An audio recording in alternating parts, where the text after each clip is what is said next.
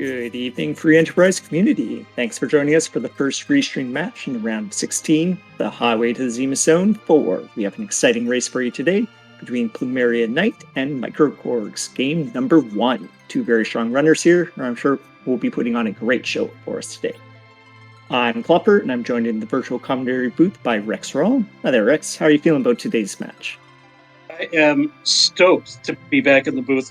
I wish I would have made it to the round of 16, but the fact that I'm out means I get to spend more time with y'all here and talk about the races. And we've got a really good race today. plumeriaknight and microKorgs. As you can see on the screen, these seeds both made it into the top 16 at the beginning and have followed through to this round of 16 right now. And I'm really looking forward to see what they can do. And it looks like we've got a Dark Knight Cecil start.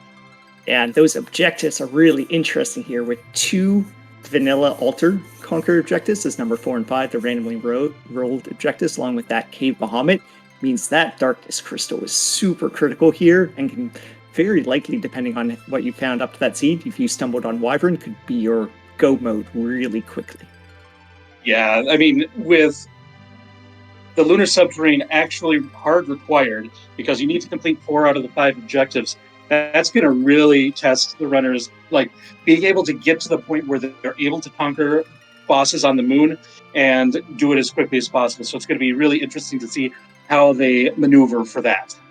Yeah, exactly. And definitely with two such strong runners, I think we might see some interesting ways going through this seed, maybe trying to, check just as many early game key item locations as they can to stumble onto that Darkness Crystal, know when they're ready to go, and then find their way to get to that power level necessary to get through those high-level boss encounters and finish off all these objectives. So, yeah, I'm excited for this one. I think it could be a really good one. And so plumeriaknight comes into the round of 16, having defeated Harumph and Commander Leonhardt in the early 2 rounds, and went 2-0 on both of those. So far in the brackets, plumeriaknight is undefeated. microKorgs took 1 loss to Advocating Doom in the round of 64, but then was able to sweep Frankie Bones. So both are coming on really hot right now. Yeah, definitely 2 very strong records for sure. And we're into the race now, and we get to see, great, our companion here is Eddie. So not the most power to start with on this team, but also interesting to see that hook start. So hey, maybe we can go pick up an extra character to round out this team right away.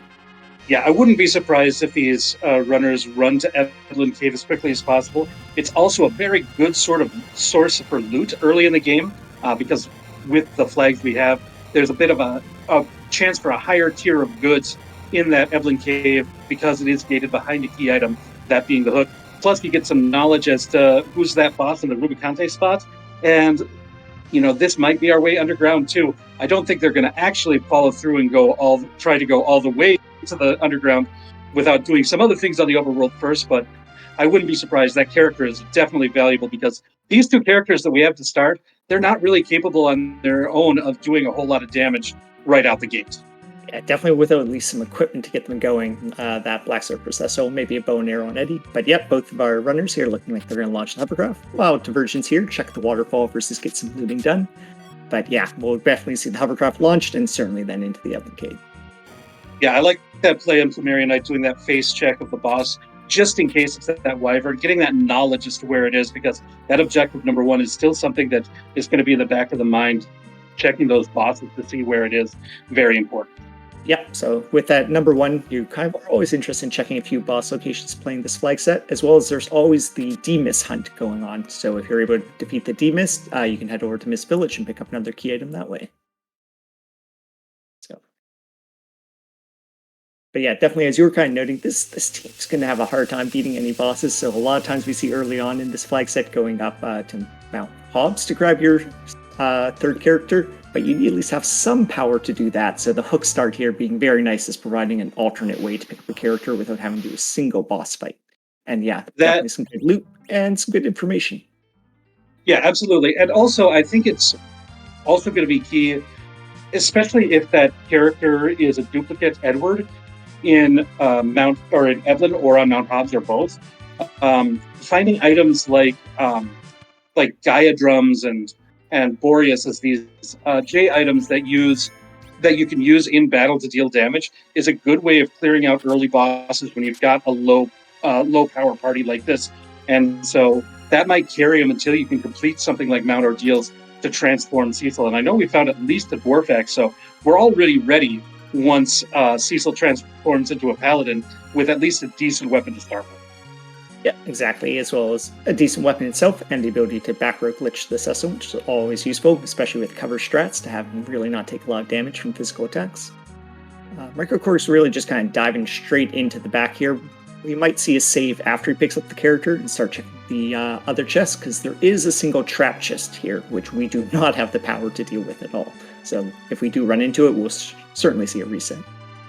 Yeah, the two stone men in that trap chest would definitely make mincemeat of this party at this point. But we see the character, and we do get a Yang, another character who's not really known for a lot of power in the very early game. Yeah, exactly. Probably not what you were hoping to see here. Someone to carry this, the early part of the seed is not this Yang, unfortunately. He gets a lot of power with levels, but that's really, unfortunately, about it. So yeah, we're still looking for something to get this early part of the seed going. Those J items you referenced would be great. A Dancing Dagger will definitely get you through the early part of the game there on the Edward as well. And so, yeah, this is interesting. Also, the Magus Sisters in the Rubicon spot. If this ends up being a hook seed, finding something like a Mute Knife or a Rune Axe would be very helpful in dispatching them, because they are mage-type enemies and would take 4 times damage to a weapon like that. So that's going to be something they're going to keep their eye on, unless they're able to find the Magna Key.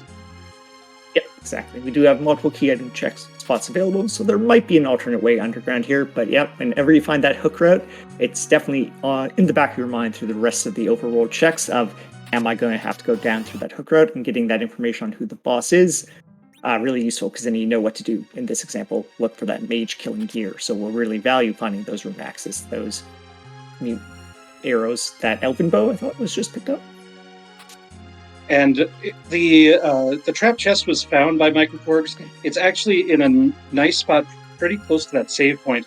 So able to reset and get back and loot everything now with impunity is pretty nice. Find a big bomb. That elven bow is a very nice one.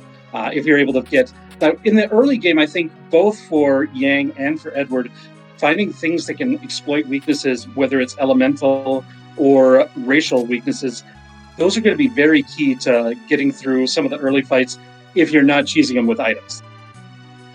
Yep, definitely. And so just getting a small collection of those items is really good. So not all bosses have weaknesses, but if you have a wide range of, say, elemental claws, bows, and different arrows, then yeah, whenever you do run into a boss that does have a weakness, you should be able to take advantage of it. And as you don't have the raw power, yeah, you're going to be looking for every kind of bit edge you can get in those fights. Although I did just see microKorgs pick up the Dancing Dagger, which is definitely enough to get through the early game boss spots, using as an item to do a few hundred points of damage. So long as Edward with his low HP total survives, that is. But yeah, it's a very good weapon. And in kind of a trolley spot, we'll see if plumeriaknight is coming up in there. We'll see if he wants to deep into that infirmary room to get that, because that is a bit out of the way, but it does look like he is going into that room. So both of our runners will have that. Plus the black belt found in there, a couple of very good items in there. As far as attack items, I saw a big bomb and I think a lit bolt, but not a lot of the items that could be used for damage so far, at least that I've been able to get. Yeah, it does look like a bit lighter there on the J items. I think the Dancing Dagger will really fill in that gap a lot, though, for our runners, where they're probably feeling at least comfortable for doing the earliest kind of boss checks, the ones where you have to do with 1,000, 2,000 points of HP. They probably have enough power at this point, but even going up ordeals at this point would be a bit of an ordeal, I'm sorry. So, but yeah, they're still definitely interested in picking up a little more power here, so we see both our runners swing by Hobbs. Yeah, and with this, you see they're doing their equipping, because now it becomes important to actually have a plan of how you're going to deal damage, because a boss fight is going to occur on the top of Mount Hobbs. And so we see all this prepping, and this is one of the things that becomes a little bit more as you get used to the game. You don't do your equipping once you get the item. You do it before you're actually going to do a fight, so you can do all your menuing at once. Ooh, that is a very nice find on the top of Mount Hobbs as well. Definitely. You always want to have that white mage just kind of know there is one available in the seed and get them into your party. So you're very happy always to see that Rosa. She can potentially even do some of that damage in the early game if you find the right bows, especially a heroine robe, which I don't believe we've seen that yet. But still, and also a nice easy fight here using those J items. The big bomb does full damage across multiple enemies, so the HP being split made the fight really fast for microKorgs. Looks like Plumeria is not going to pull the trigger on that big bomb quite yet. And I can understand that. We've got a relatively easy boss to dispatch of either way, and might be saving that for a more challenging boss, maybe on Mount Ordeal. Yeah, because to your point, we didn't find a lot of these J items, so there definitely is some value in going on and, valuing them and keeping them until you run into a much harder boss, one that you might not be able to get through quickly, or maybe also one you can take advantage of, say, a fire elemental weakness with. We see Rosa being set up with the bow and arrow there on microKorgs. So that's really nice. Now we've got use, because we had that elven bow and we found some charm arrows, and that's a pretty good start for an archer build. And we also had that dancing dagger. Unfortunately, they kind of overlapped on Edward there, because he was the only one that could use either one of those. Having Rosa means now you've got two characters who can utilize the gear that we've been getting in the early game, and so that's really going to help out the runners. Yeah, definitely. So being able to take that gear, because you're right, Yang, we're also kind of talking levels is where he needs it. He also doesn't really able to put on any of the weapons, which is another source of power early game. So getting Rosa and Edward to split those weapons we found really helpful to get the power level up here. And hey, we were talking earlier about D-Mist. Here it is. Yeah, always nice to find that. Not going to be a mystery. Not skipping the Antlion Cave. I mean, with this party that we got, and Plumeria heading right over to the Antlion Cave. You want to get these early bosses and checks done. If it leads to more characters or more gear, that's just going to help. We've got a potential hook seed right now, so also the potential of finding the magma key is very, very important. And getting a couple checks here is really going to help towards that. No magma key, but Pinktail, when we do already have that hook, it could be nice to go ahead and pick up that item. You have a chance of maybe finding one of those holy swords for Cecil, which could be amazing, or maybe even just some strong gear for Rosa. Maybe white shirts, while not going to carry you through the early part of the seed. Still a really nice item to have in your back pocket. So if we do end up having to do that hook seed, I would not be surprised if our runners check out what that Pinktail is before committing to it. Yeah, I totally agree. And just getting that, if you end up getting a big piece of gear, that could kind of guide as to which characters that you want to have in your party as well. So getting that piece of gear before committing to a party can be very helpful as well. Yep. See microKorgs go ahead and landing on the left side of Mist, likely check this cave. Yep, because we still have one boss we're interested in finding, which is that Wyvern. And again, if you're in the neighborhood, it's just a real convenient time to go ahead and check these boss locations. So same thing when we launch the hovercraft and the waterfall. Well, we're in Mist. Go ahead and turn in this D-Mist. Let's go ahead and check the Mist Cave. And our reward here for beating D-Mist is... the downside to the landing on the left side here, where you get the package, you need to walk out now and trigger it. Ooh, it is Iridia, a character who's been very popular in this flag set overall, but microKorgs not thinking she is worth the time to invest, because it is two long cutscenes in order to get the character. There is a boss check, and if that Wyvern is there, that would be really cheeky as well. But looks like not wanting to do that, but does want the package in the inventory, because of course, once we get to 10 key items, that does double the experience. So it's valuable to have the package, even if you don't want to wait for the character. Yeah, exactly.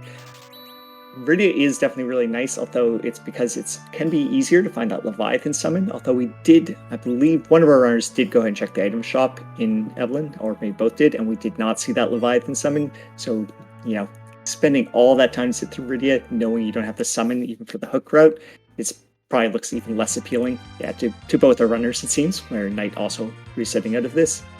Maybe we'd see it different if we knew where that Leviathan orb was. Yeah, that's also a good point. Yeah. I was going to also say, we haven't actually checked the Baron Inn. There's a chance there's a duplicate Iridia sitting there. That's a much faster way to pick her up. So it might also just be our runners are waiting to see what their faster character checks give them before they want to sit through such a long character acquisition. It looks like both are interested in what that Pinktail yields. Want to get any help for this team. And Excalibur, I don't think this squad didn't want to do ordeals already, but that is quite the prize. Yeah, now you definitely do want to do the ordeal. So I'm really happy to have that Excal, second strongest weapon there for Cecil, and one of the strongest in the game. So really good for increasing your power level. And plumeriaknight wants to immediately get that Excal Cecil in line. And hang down to ordeals, microKorg, go ahead and check out Fabul. Yeah, a little bit of divergence here. Heroin Robe in the Chocobo Forest, that is really going to help Rosa's damage output in the early part of this game.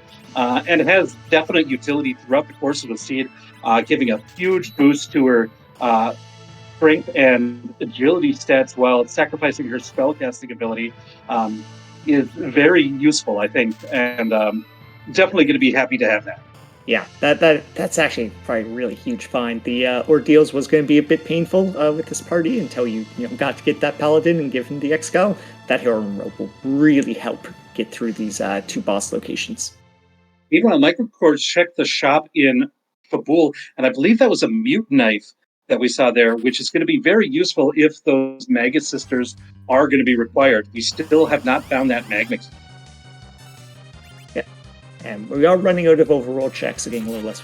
Oh, yeah, definitely good to go ahead and check out Fabul here, as there is that wyvern we were talking about, hunting down for objective number 1.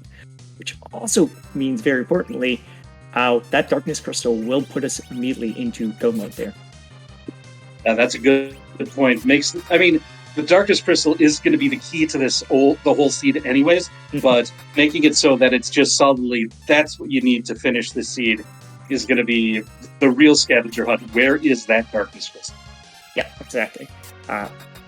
But again, even once you get it, you still have multiple hard boss fights ahead of you, so probably some grinding as well to really get into that go.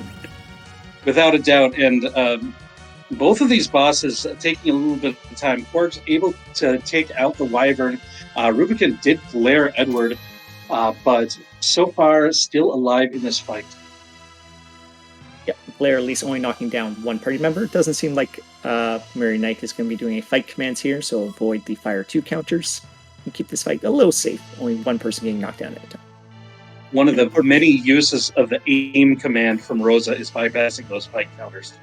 Yeah. Unfortunately, just an illusion as the reward here at the Bull defense, but you got the wyverns here, not feeling too bad about that check, I imagine. And illusions with J items not available in shops in this flag set, those illusions are few and far between, and they can be very key, especially if there's a very strong physical attack boss in that Cave Bahamut spot. Yeah, definitely. And a Leviathan here is our second boss. Not too bad. Fortunately, we didn't heal up before coming in here, so that 25% damage is a little scary, but at least it wasn't Ogo for a full half of your HP gone. That would have been much scarier here. And using one of the starter kit's Star Veils, pretty smart move against Leviathan, because the wave attacks are all percentage-based, so you know how much damage they're going to do. But the other thing, the X factor, is the Ice 2s that it does. And the Star Veil is a way to do it because even though it dishes out the ice damage, it does take significant damage from the Ice 2. So it's just a nice way of protecting yourself while still being able to do a little bit of extra damage to Leviathan. And with a squad like this, I think that's a very smart strategy. Yeah, definitely. Yeah, this spot for an overworld location has extremely high magic attack power, which is why we're seeing Ice 2 even doing the 500-600 points of damage. So yeah, that Star Veil on one of your damage dealers just to be safe. A lot of sense here to make sure you get through this spot. Yeah, a lot of times you'd avoid that by having like Dragoon gear on Cecil, but unfortunately the Dark Knight cannot equip that, so doesn't get that elemental resistance that the armor would normally provide as well. Yeah. And I didn't see microKorgs go ahead and dip into that choke before, so I believe you will not have the heroin rope here to help him get through ordeal, so might make these fights take a little bit longer. He does have the extra experience from defeating the wyvern, however, so and it looks like he had picked up an ice claw because Yang is doing some significant damage to Rubicon. Excellent. Yeah, definitely could pick up all the collection of those elemental claws if you can. Go ahead and buy them. They're not too expensive. And yeah, just swap them on in the fight as you need to take advantage of elemental weaknesses. Really helpful and sign of a good heads-up play there by Strong Runner and microKorgs playing there. Yeah, and it's one of the things, like the Thunderclaw is generally thought of as the best of the elemental claws, but they're all useful, especially as you can see right there in the Rubicon fight. the Ice Claw coming in clutch. So having access to all three of them is very nice to have. Mary Knight does go ahead and get through that second spot, the Leviathan spot, and able now take on the third fight, which will go ahead and turn that Cecil into a Paladin, who now has excellent gear to start using immediately. Yeah, so this is a lot less scary than it is with some heroes. With a Cecil hero, you can swap to that Excalibur right to this fight and be ready to go. microKorgs also go ahead and using a Star Veil to make sure you can get through this Leviathan fight. Yeah. Definitely a safe way to make sure you can get through it, because those stacks are going to hurt, as well as if you do get lucky to bounce some back, it gets you through the fight that much faster.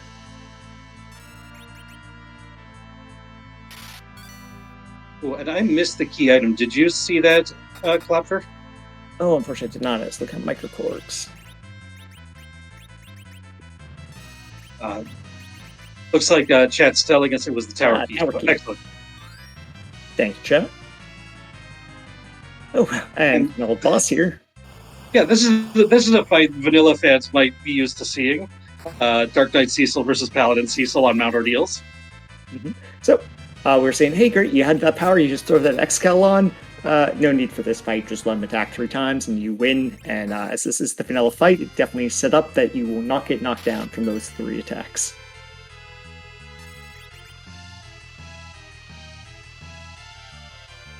Korgs down to just Yang in that Leviathan fight.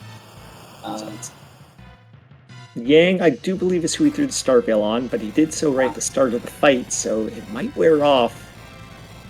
That is the scary thing, but able to take down the Leviathan, so Korgs through, so not going to have any issues against the Dark Knight Cecil, just like Plumeria, so they're both going to have it. When they get underground, having that tower key makes the Tower of Babel a lot more enticing with 2 checks in 1 location. Yeah, excellent. Although we still do have 1 overroll check left, so we'll see if we swing by the Baron Inn before coming that hook route. I wouldn't be surprised to see that a lot of times, especially it's not too long of a check.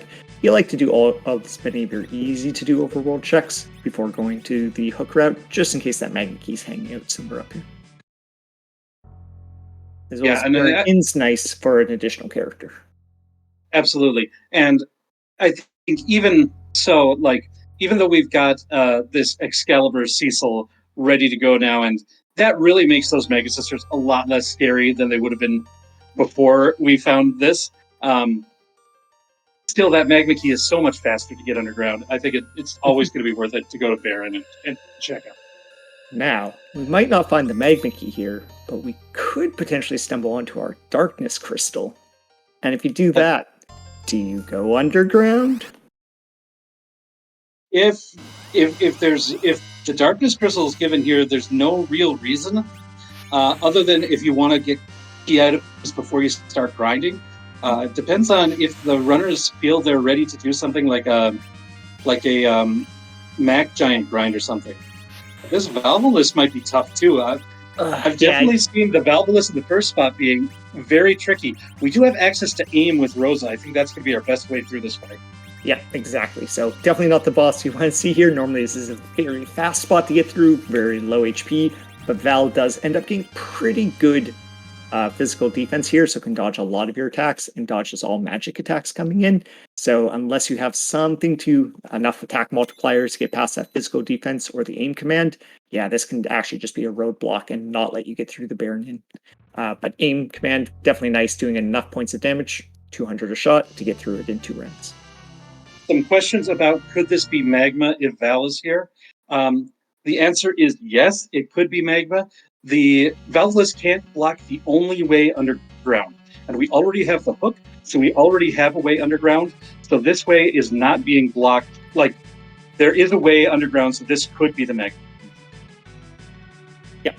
If we didn't have access to underground yet, then we would know this isn't going to give us our access to it. But with already having access to the hook, yeah, could still run into the Magma Key here. A brief fight here, we run into the King and Queen Evelyn. So you can, if you choose to, just not attack at all. The fight will eventually end. We do see Plumerian Knight going ahead and trying to knock down the king. I think it makes a lot of sense. This spot is actually quite slow, so just waiting for them to go through the entirety of their script would take a while. if you knock down the king, then the queen's next turn, she will just immediately end, and the fight will be over. As well as that X-Cow doing a decent chunk of damage, we can get through the HP at this spot pretty fast. And the character is just a duplicate Yang, so we are still on this. We do have the Twin Harp, so we still have a possible Magna Key out there in the overworld. So now if we go see music, with an Excalibur Cecil, I kind of like doing the music play before committing to a hook route. plumeriaknight still has also not done for Bool. That could be an interesting check. If anything, just go there, pick up some extra experience for your Paladin Cecil, get them a little higher so that each of those X-Cal hits are hitting just that much harder. And then, go ahead and check out that music, find that last key item on the overworld before potentially having to head down the hook. Yeah, unless we get another machine, of course. But any more experience that you're able to get on your squad before that hook route, because really we're still severely underleveled for this squad before, like compared to where you would be in the vanilla game for going down through that fight. So even though we've got really good gear, like Cecil's decked out, but a little bit more levels, a little bit more health on your characters, a little bit more spells for Rosa to have would be nice as well. Yeah, definitely. There are options to get experience. You can do some of those trap chests are always possible. There's ones both on your way through the hook route, or you can even dip into Evelyn Castle, which has some nice trap chests as well. But hey, if you can get your experience by doing key item checks when you still know you need to find that Darkness Crystal, you must find it to finish the seed. Seems like a good way to get two birds with one stone there. And while these runners are finishing up checks that we've seen each other do, want to give shout-outs to Gambit on the Restream and Alchemy on the tracking. If we don't have them, we do not have a show. So big shout-outs to everybody working on it and everybody who's been making sure, like scheduling and everything for these Restreams, because I know a lot of people love watching these events. And big shout-outs to everybody there. I know I'm one of these people who enjoy watching it, so definitely big thanks to everyone for putting on all the work it takes, because it takes a lot of work in the background to get these tournaments to happen, so big thanks for that. And there we have microKorgs picking up his Twin Harp, and plumeriaknight finding out, well, illusion, but got my Wyvern, so this is alright. And we'll see, are they willing to do Twin Harp, which is a check definitely some members of the community are a little more willing to go ahead and fade before going down the hook. And simply, it does take a fair amount of time to get through that Twin Harp check. Long walk down, you have to watch a little bit of a cutscene. But again, XP before hook route can be really nice, so I'll be interested to see if both our runners go for him.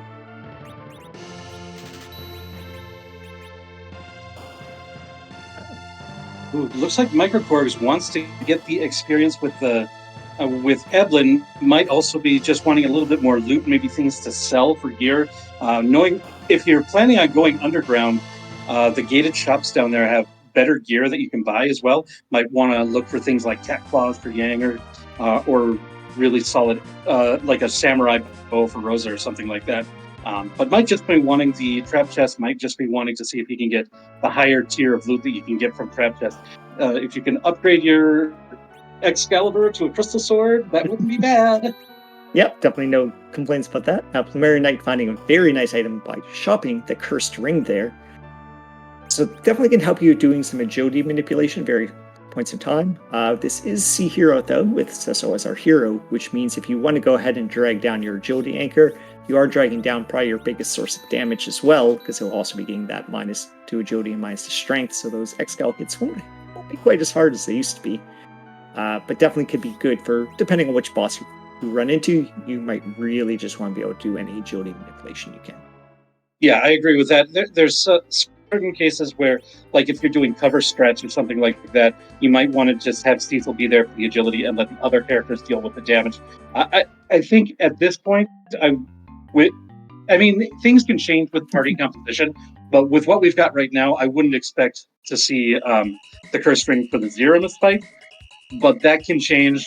Like if we find a Palom, if we find a Rydia and a Tella maybe, and we want to do reflex strats and D-machine grind, then I could see having Tella or having Cecil be an anchor with that ring. But we don't have that right now. But things could change. Definitely. So you were hoping for that upgrade on the Excal to a Crystal Sword. Unfortunately, microKorgs just gets a second Excal. Normally, you'd be really happy to see that in this trap chest, one of the better items to find, a Holy Sword, but when you already have one, it's a little less exciting. It'll be a lot better if we find an edge, because the Excalibur can be darted. The Crystal Sword cannot. Yeah. Although in this case, we could just throw the Crystal Sword on and then have the extra Excal for the dart. But so Yeah. microKorgs was happy with that one trap chest, and now he's also going ahead and doing the Twin Harp check. I did notice his Rosa got Berserk from that XP. That might just be the kind of breakpoint he was looking for. This boss that's coming up doesn't take much magic attack, although our team doesn't really do that. So you really want to be a physical focused team to do that. So being able to Berserk your Excal Cecil will let you make hopefully quick work of it, just depending, of course, on which boss actually ends up here. Yeah, Berserk being a very important one, and one that actually works really well in conjunction with the heroine robe that we saw Plumeria pick up earlier. That extra speed will often let Rosa act first in a battle and get that Berserk up right away. It also works well with things like Blink to get those, so the little buffs that Rosa can do with the white magic. Even though her magic stat is reduced, her healing might not be as good, but some of those effect spells are really wonderful to have really early in a fight. We're just about to hear some tunes here, so we'll just leave you to enjoy this for the next few minutes, and hopefully not too rude of a fight here. Enjoy.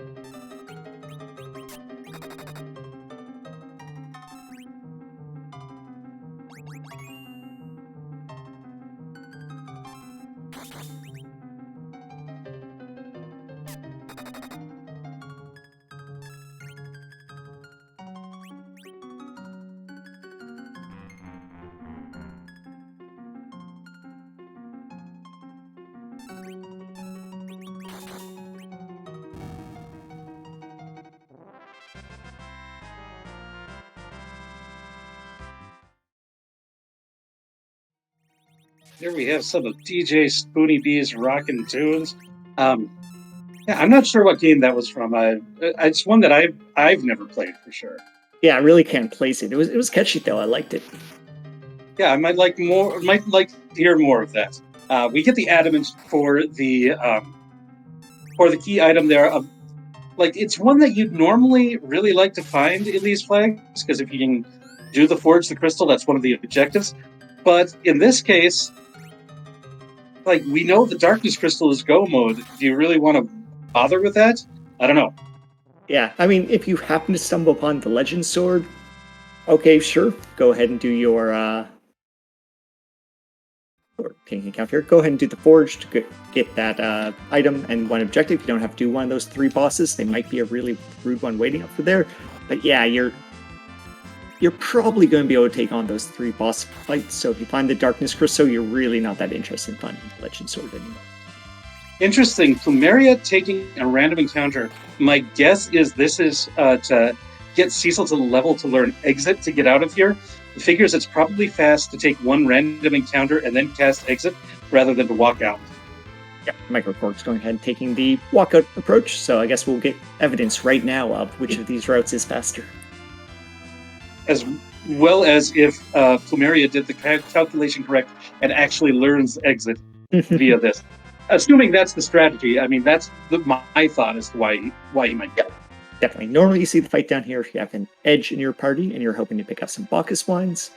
But it could also just be, hey, there's a hook route we need to do. Maybe some more experience is just going to make that fight a little bit safer, a little faster, and so it's worth picking it up on your way out. This does mean we are on a hook route, because we don't have any more trails in the overworld. We've already found the D-Mist.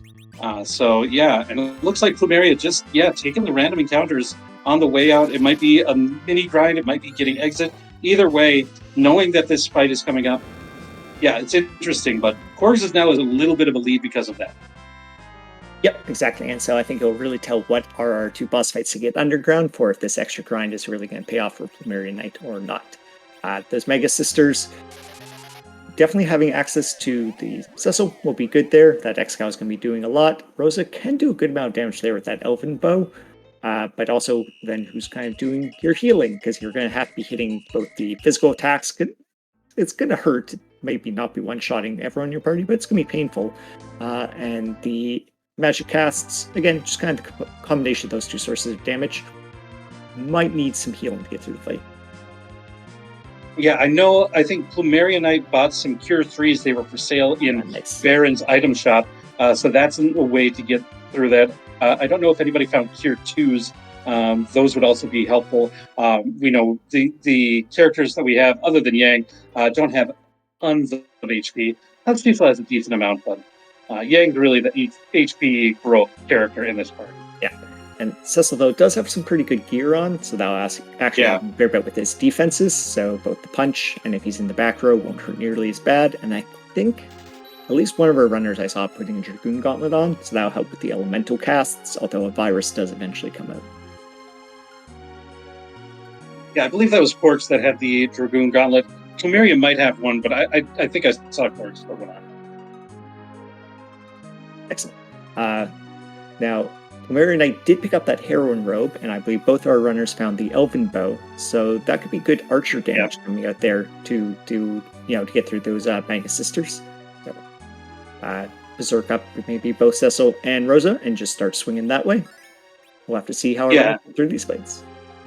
And it's a situation like that might be useful to use Edward's hide ability so that he can pop out and do damage control if one of those berserkers go down. Oh, nice. I like that idea. We have the evil wall in the first spot. That is a nasty spot for a nasty wall. Yeah, this spot is punchy, and the evil wall just punches and kind of just cheats the normal ATV system here, so it gets a lot of punches out. As we see, look at that. Everyone but Cecil already knocked down. Yeah, that's 6 attacks before any attack came out from Korgs. That's mean. That's very rude. Yeah. So, chat here mentioning, though, Eddie strats is definitely an interesting idea. The evil wall, if there are no targets for him to punch, but the fight's not over, which pretty much only happens by hiding your Eddie, will punch itself. And it's very punchy, so it might punch itself down. You do need to get Eddie to hide before he gets knocked out, but definitely could be a way to get through this fight. This is another fight where the fact that Plumeria found that heroine robe, that might really help out too. That little additional speed for Rosa. Yeah, get an extra turn in there potentially. If anything, maybe just to pick up the Eddie. Although, also Eddie being critical damage means we get free covers here from Cecil. Make it a little easier to get the hide. Although, nope, plumeriaknight going for the damage route. And a reset. So before the reset.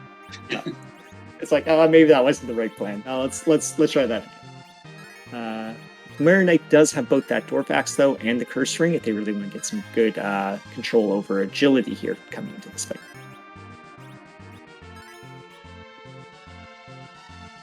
And they've got the illusion from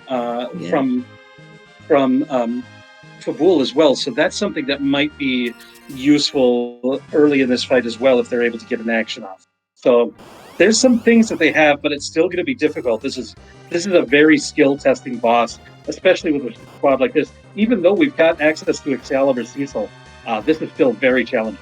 Yeah, it's almost certainly one of the rudest bosses to run into at this spot. So we'll have to see if our runners are able to get through it. Yeah, it'll be interesting. Seems like Mary Knight has come back and still going through a damage approach, although able to get that Berserk off in Cecil, so he'll begin his attacks as fast as he can. The attacks are only knocking down one person at a time, so if you toss out life potions fast enough. Oh, though it's swapped over to that Dwarf Axe, so not doing quite as much damage. Yeah, like trying to anchor and do damage at the same time is very difficult. This might be like, I'm personally, yeah, I like what Plumerian Knight's doing, going down to battle speed 6, or, well, 4, I guess, but just give you as much room to breathe as possible in this fight. There's still not going to be much, but that battle speed is something that should be utilized in really tough spots like this. Yeah, and we see microKorgs here did get Eddie to hide. Now, unfortunately, the Evil Wall has to knock down the rest of your party before it starts attacking itself. I believe it's 16 attacks here by the Evil Wall, which each of them doing 1,000 points of damage, and you have to get through 6,000 points of damage here. I think it has enough attacks left here before it enters the crush phase to knock itself out. Yeah, seeing these damage numbers, that should be plenty for the Evil Wall to defeat itself. Yeah, I think that's good. Just getting it off, and it takes a while in order to... It might take a number of tries in order to get it to work, but I think that's probably going to be the best way for this team to do it, and microKorgs is through. I think those Mega Sisters are going to feel like a relief after this. After that fight, for sure. So, Mary Knight, Eddie did get knocked down. The nice part is when you life up a character, they will be generally in the critical state, which means the Paladin Cecil will automatically be covering physical attacks done on them. So a little easier to get that hide command out, and a lot of this will just be how fast will the rest of the party get knocked down, so how many attacks will Evil Wall have left will be able to knock itself out here.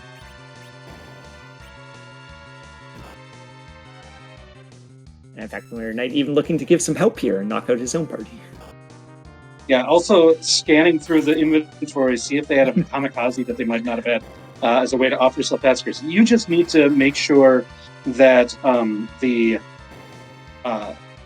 your characters are knocked out as quickly as possible, because once you hit that crush phase, the Evil Wall will stop hurting itself, and that's just another reset that you have to take, and a long reset at that. So again, those damage numbers are pretty high looking, so looking promising here for Mary Knight. Thank goodness this spot's so punchy. At least that's what you can say once it starts punching itself. Yeah, and if you've got an Edward in your party, if that wasn't Edward, they'd be in a lot more trouble right now. That would be a much trickier fight to get through. microKorgs did go ahead and do a save, which again, not surprising given how mean that Evil Wall can be to get through. Then looks like Plumerian Knight interested in doing the same thing. Let's take a save here before taking on the Mega Sisters, which is by no means a free fight. Ooh, got a little bit unlucky on microKorgs' side. Had set up the Berserk, but the second wall for the Mega Sisters hit Cecil, so the Berserk is not going to be working here. Going to have to just manually attack. That Berserk is really important, and that's another thing. I keep harping on it, but I think it's a big difference between these things. That Heroine Robe could get that Berserk off so much faster for Plumeria than it did for microKorgs. Yep, exactly. Plumerian Knight, again, throwing on that Dwarf Axe here before entering the fight, so again, trying to get really that big agility difference here between Rosa and Cecil to hopefully get those extra turns in. And Berserking up Eddie, so I'm assuming that means he has the Mute Knife that was available. Yeah, either the Mute Knight or the Elven Bow, I'm guessing. Oh, that's right. Although, could be nice to have that on Rosa with that Heroine Robe, so we'll see how he splits his gear around here. And there we go, swapping back to the X-Count now before berserking out the Cecil. Ooh, unfortunately, that Delta attack enough to take out Edward in one shot, so a little bit unfortunate there. We're going to get round 2 of the Berserk, and hopefully, no wall problems on that side. microKorgs got into this fight a bit early, but I think Plumerian Knight's fight is going a little bit smoother so far. Yeah, exactly. And it was just kind of, again, the luck there of who the wall ended up going on by hitting there the Cecil. Yeah. Yeah, it's unfortunate. Berserk means both you do more damage with every swing, and you just get the swings out that much faster. So it really is a big like DPS increase. Luckily, with that Dragoon Gauntlet, the Delta attack not doing much to Cecil. So that's kind of the silver lining in this. Every time it hits Cecil, it's usually going to be okay, compared especially to Edward. But like Yang is not known for his magic defense at all. Yep. The next part, but us also having back row to the Cecil here, he'll be able to hit any of these sisters here for full damage when he's berserked and just swinging randomly. Although, unfortunately, if you do end up killing, the back sister or the front sister first, they will get revived there by Cindy. So a little tricky there with full berserk strats getting through this fight. Yeah, it's one of those things where it's like getting rid of Mindy first is often nice because that's the main source of damage with the Delta attack. But it does mean that Cindy will revive her in some time. Like, the general thought is to knock out Cindy first, but when you're going berserk, you really don't have a choice. Yeah. Just whoever your team feels like knocking down first, and hopefully eventually get to Cindy. But the one thing, if you are able to knock out Mindy first, it does give you a little bit of reprieve, a little bit of breathing room, while you can focus on taking down Cindy, or in the berserk case, hope that you take down Cindy. Yeah, exactly. So it can be kind of nice maybe to just berserk half your fighters here, so you can have some of them targeting Cindy on purpose, and then one or two of them doing the extra damage you get from those berserk attacks. The Elven Rosa can definitely just dish out damage in addition to that Cecil, so you do have the ability to split here. And it's one of those fights where you really wish that you had someone like Talon or Rydia to do like AoE damage that doesn't get reflected. But in this case, the best AoE non-reflected damage that we got is Kick from Yang, and that's not really what you want to be doing right now. Yeah, probably not going to help you get through the fight nearly as quickly as a Quake or a Leviathan cast would. Right. Sure. Well, yeah, that's one of the unfortunate things about not seeing that Leviathan orb in Evelyn, in the Evelyn town, because we do have access to Iridia behind that package. Yep, and we did know this was the fight already that we were waiting at the end of the hook route when we saw Iridia, so it could have been interesting again if that Leviathan orb was there, seeing if our runners chose to commit to that time to pick up the Iridia.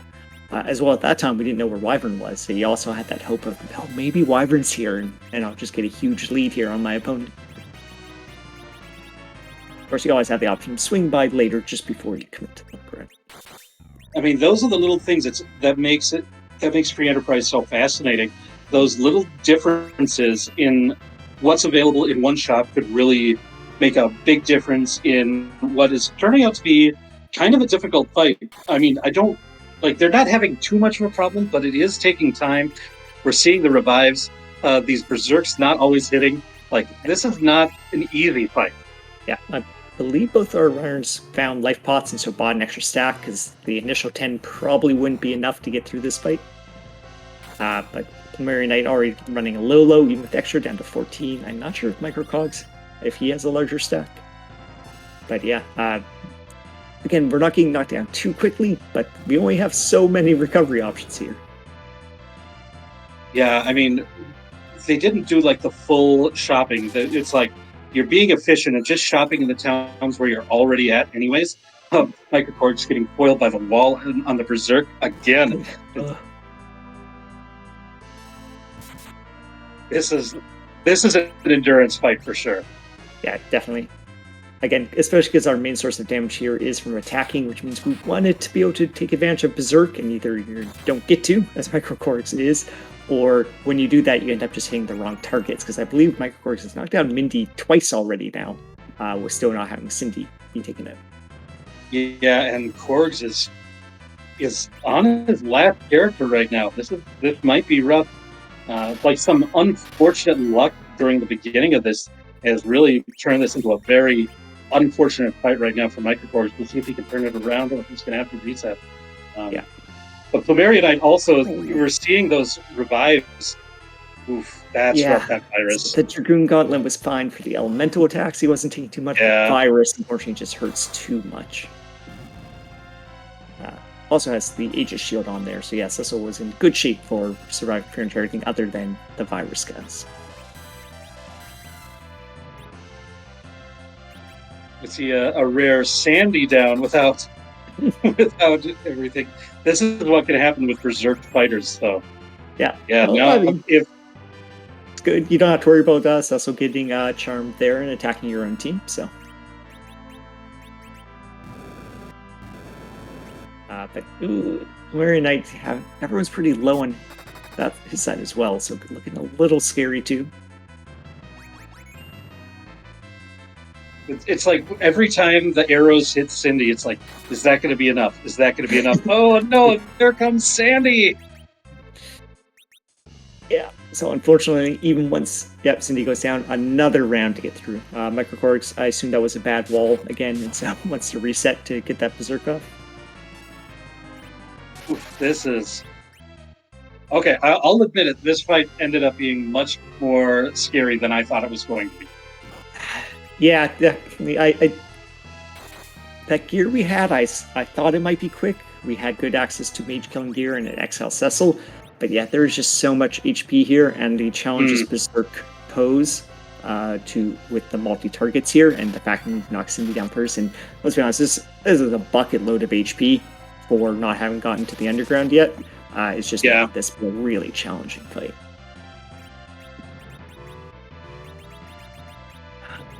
Although, I guess good for runners, they both seem to be having challenges with it, so they're not too different here in time, although microKorgs has already had to take that reset, so we'll have to see if Plumerian Knight can get through here without the reset, which could be a pretty big time lead.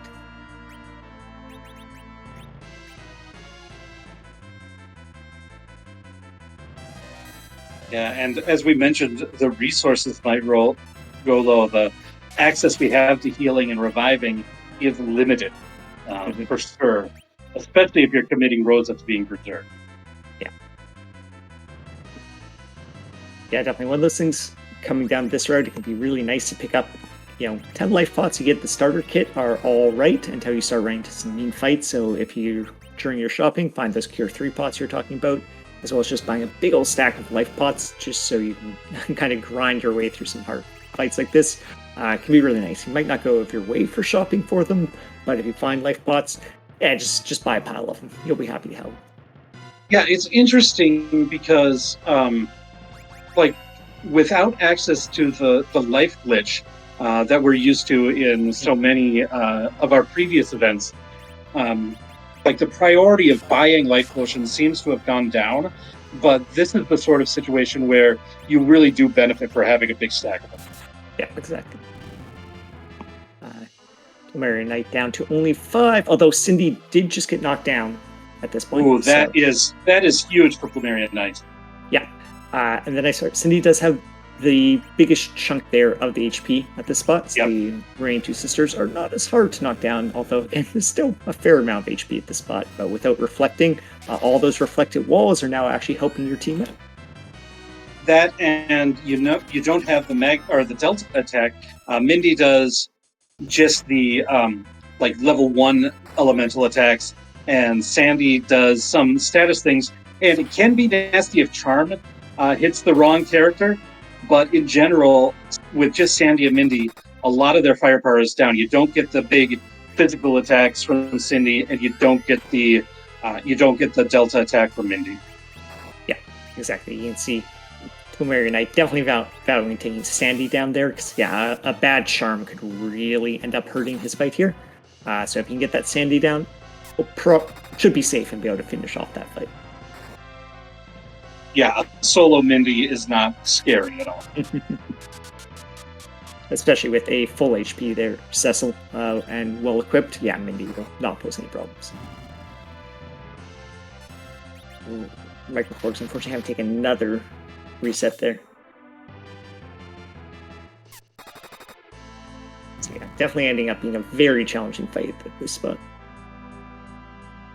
And Plumerian Knight is through, has defeated the Maga Sisters, gets probably more experience than you normally would in this fight for killing extra Maga Sisters throughout the course of it.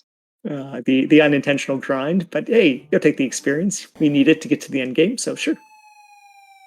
Plumeria Knight, their first underground at 52 minutes. Definitely, I think that kind of shows just how brutal of a fight that was. It took so long to get underground, even on the hook route.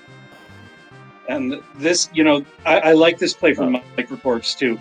Find these random encounters. This Mad Ogre fight here is going to be a good source of experience.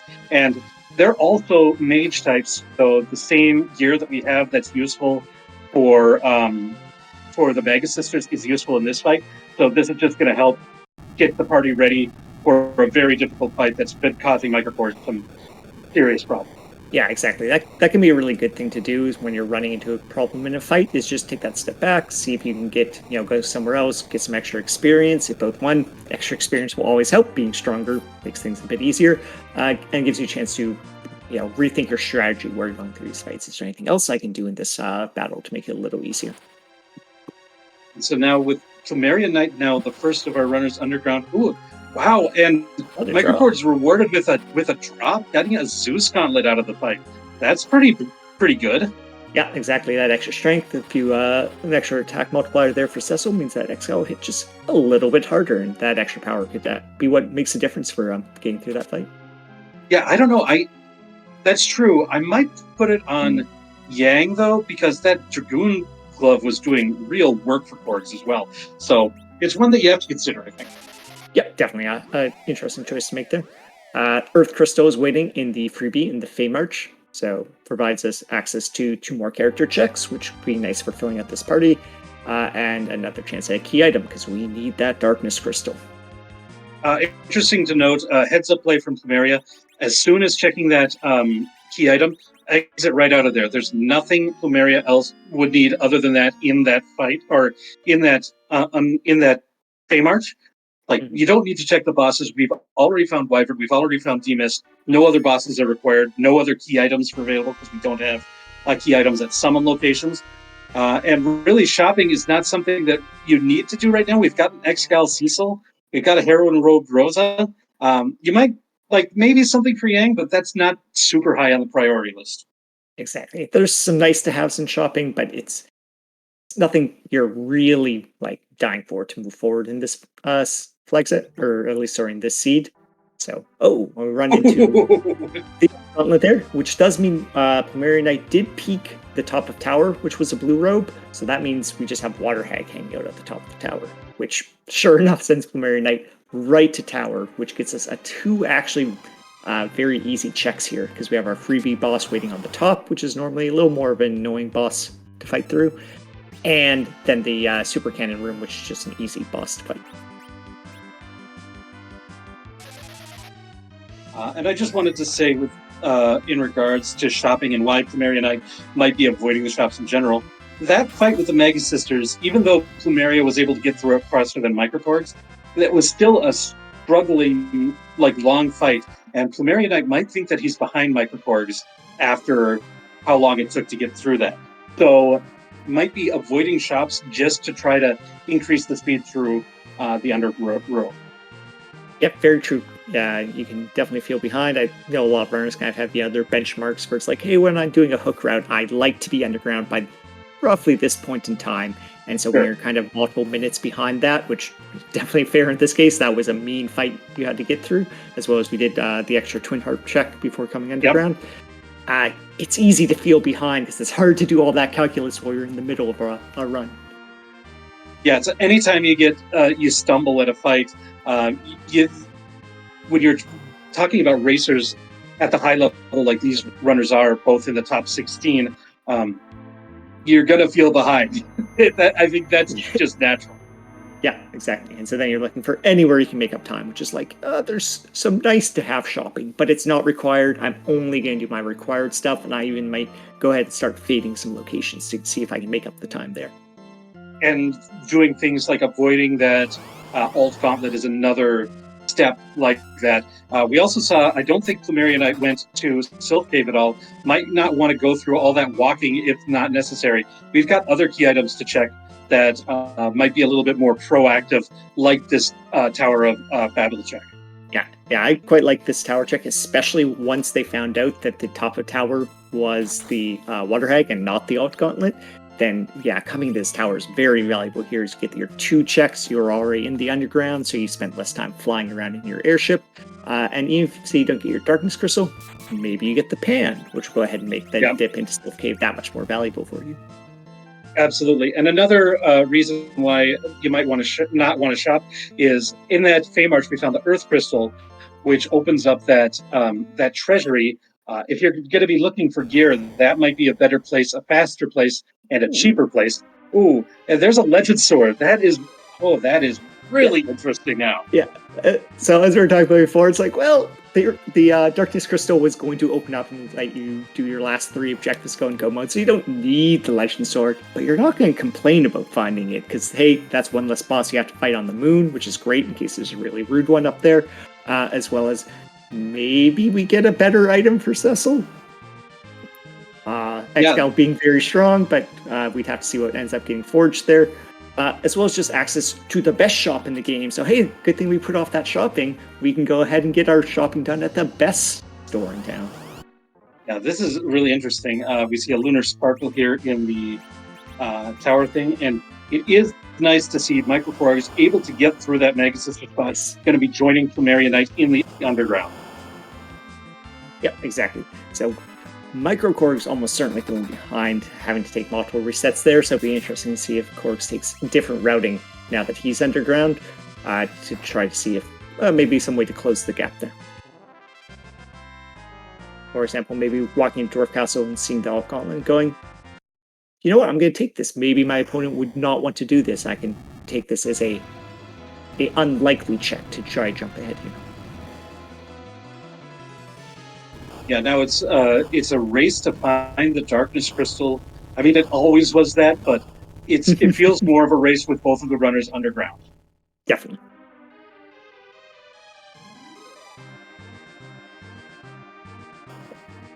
And again, Darkness Crystal required. It opens up where key item checks are, but we still have to get our grind done somehow.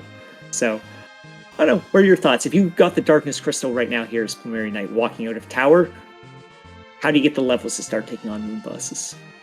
Well, I consider characters are one thing that I'd want. I'd want to see who that character is on the moon first, and if that's somebody that I want in my party, I might be okay with this. I mean, Edward is not somebody that I'm excited to have.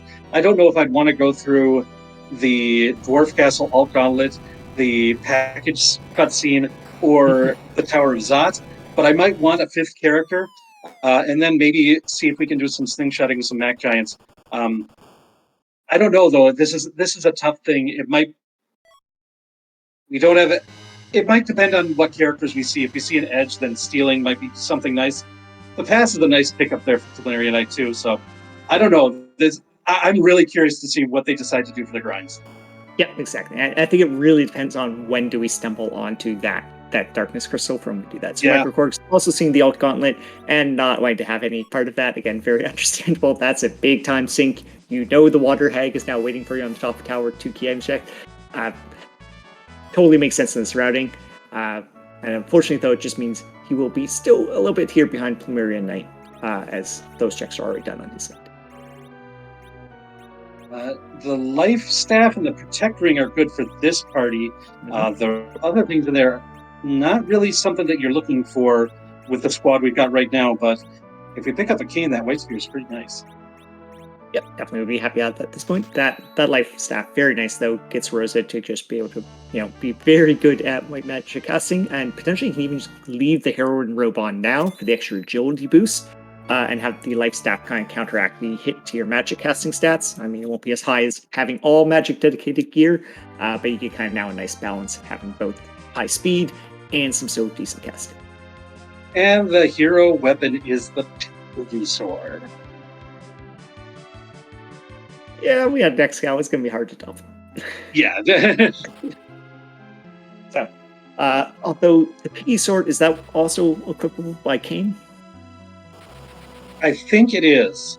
I'm not as well versed on my hero weapons, but I believe that one is equipable by Kane. Yeah, I'm in the same boat. I usually always just have to go in the menu and look at what I just got, be like, what does this one do? Chat though, saying Kane just got an X-Cow. So, all right. Yep. Sounds like Kane could equip that if we do someone to Kane. So, yeah. Don't need to buy that white spear now. You just already have good weapon for Kane. That's one of those things. Like I've been playing this game for a long time, and I still utilize that press select in the menus to get the info. Yeah. Such a nice quality of life feature in Free Enterprise. Yeah, there's some very nice quality of life here in Free Enterprise, so definitely helps. Makes playing very enjoyable. So Plumerian Knight has go ahead. Has gone through the Sylph Cave, talked to Yang, setting up Hela 1. My question is, if this doesn't yield the Darkness Crystal, or really any progression items, is this going to be is Plumerian Knight going to go to the Tower of Zot before Dwarf Castle? I think with that Alcon looming, that's probably where I would go. And so that would be my guess as to where Plumerian Knight would go next. It kind of depends on what Sheila gives, though. Yep, definitely. There's also kind of just the general thought of once you decide to fade a location, just keep fading it. Because if your opponent didn't and it was important, well, you're already kind of pretty behind there. So might as well just... You're probably not going to come back from that. So instead play your outs, which are going to the places you can check now. That was a reset out of a Silence Staff. With the Life Staff available in Cocal Shop, you really don't need the Silence Staff. Yeah, and we've already got through the Mega Sister, something you might want to hit with that Silence Staff. So, what doesn't feel like it's worth walking out of there. Let's go ahead and just get on to our next check. Now, will Plumerian Knight go ahead and head into the Treasury, or are they feeling... Or, we already have that X-Cow. We already have pretty good gear now on Rosa from our shopping. Do we need to go in the Treasury? I still might, because I'm looking at getting new characters. But Plumerian Knight might be checking the characters before going there to see if it's worth it, too.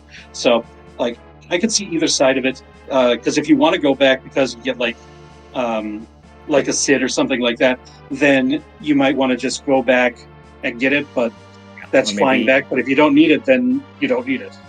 Yeah, exactly. I think the fact that we got to do the Forge shop there and found that life staff already, so now he's feeling all right. Both Cecil set up. If I find a Kane has a great weapon. Rosa is good as well. I have enough power to finish this, and also, as you noted before, might be feeling a bit behind already because of just how mean that Mega Sisters fight was. So it's like, no, I don't have time to go ahead and check the Treasury. Let's just go get through Zot. Let's find that Darkness Crystal wherever it might be.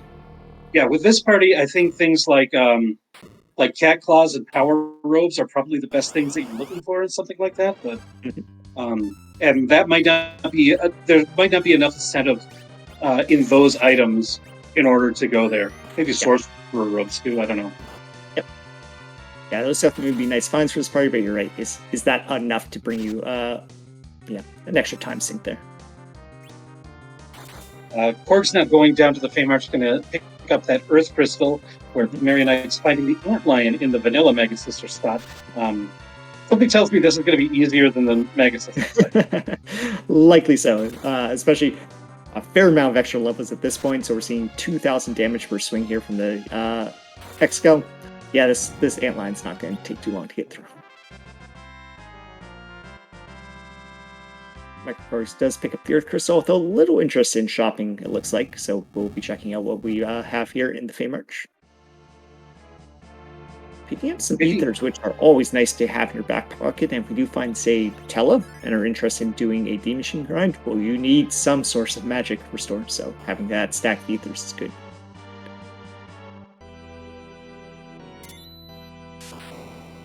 Ooh. Duplicate Yang, and knowledge that we have a vanilla Gul'dan in the second spot after that. I mean, that's just going to make that. You don't want to do even less. Yeah, exactly. You have to get through that Alcon and only then get to do your vanilla Gul'dan again. Oof. But again, if Earth Crystal here doesn't lead to progress, well. That's the only key item spot. Oh, another duplicate. Oh, this is not a good Tower of Zot. Yeah, that is unfortunate. So, Mary Knight, very much hoping to get some payoff here from the key item. Yeah, I mean, it's worth it if this is Darkness Crystal. But if not, it's like, that's just got to leave a sour taste in Mary Knight's mouth. Yeah, we still do have some chain items left as well. So we might see, say, Baron Key, Luca Key, something that leads us to a new location on the Blue Planet. But we are running out of places to go. Here comes another payoff for our mage mashing equipment. Ashura is another one of these mage-type enemies that the Elven Bow, the Mute Knife, are particularly effective against. Yeah, exactly. So it looks like, hey, Eddie still has that Mute Knife on, maybe, or maybe Mary just threw it on, but it will get out that extra damage. X-Scalp, you don't need the weakness there. It does enough damage on its own. So definitely interesting running into 2 more dupes here, because as you're kind of noting, it'd be really good to get at least a 5th member, whoever that might be, simply so you can turn on the slingshot ability.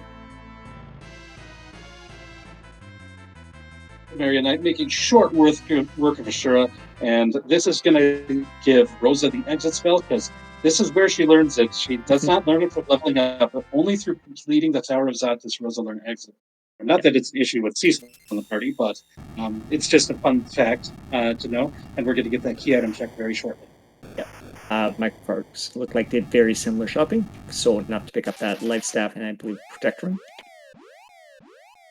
And now will microKorgs do the same thing? Go ahead and visit Sheila into Zot.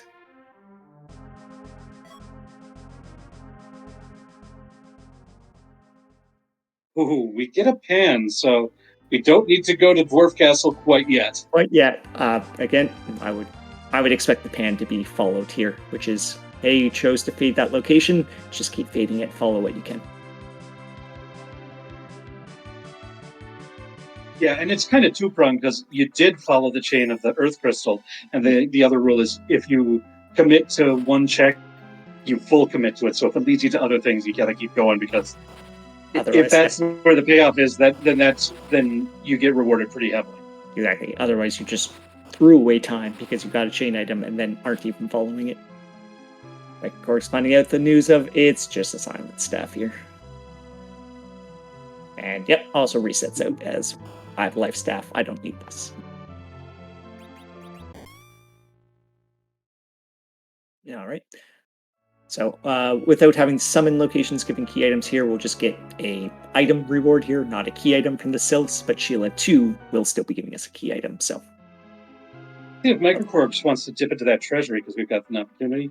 And again, I think both these runners probably feeling like they're behind after that nasty sequence in the hook route with that evil wall into Mega Sisters. Not a surprise that they're not going into the treasury at this point. But also, they've got Excalibur Cecil. That's another good reason. Yeah, exactly. So we did get the Artie bow, which is definitely a really nice bow. Maybe if you want to get even more agility there, piled onto your Rosa, you can. Or just some bosses you might want to start shooting arrows. Hey, you have that option now. Or if you keep Eddie in your party, maybe that can be a way for him to deal some good damage. Artemis bow, Herod robe. Man, we were really wanting that Wonder Woman Rosa palette, but not this time. Oh. I thought that was a second silent staff from the pan, but he had a glass hat. So guess what? Looks like we're going into Dwarf. Which means we've got an alt gauntlet, which I love, into Galvez. Yeah. Sheila did not have the goods today. Yeah, no. This will be interesting. This plumeriaknight now feel even further behind, having done these multiple checks, or just believe, I bet microKorgs would have routed this in the same way, so I'm not any further behind than I was at the start of getting to the underground. Here we go. We got that Artie bow. Oh, forgot you reset out of the glass hat, maybe. Double checking that piggy sword, see if it actually is better than the X-Gal or not. Looks like Plumeria might want to be berserking up Rosa. Putting her into that middle position means that the aim command, the way that the game works with aim is if you're in that middle spot, you also get an accuracy boost to the 100% accuracy that the aim gives, plus that boost kind of overflows it. And so you're actually doing yourself a disservice by using aim in the middle position. But if you're berserking Rosa or just fighting with her, the middle position is good. And when you've got a good weapon like Artemis bow, that accuracy boost on a berserk can be very nice. Yeah, and especially here, just having all that agility piled onto Rosa means having her shoot as fast as possible, and doing so from the middle slot there with berserk fight commands. help you get through these 5 fights you have to do as quickly as possible. Because unfortunately, again, we just don't have those AoE casts, which would have been very nice to get through the Mega Sisters, and again, would be paying off here.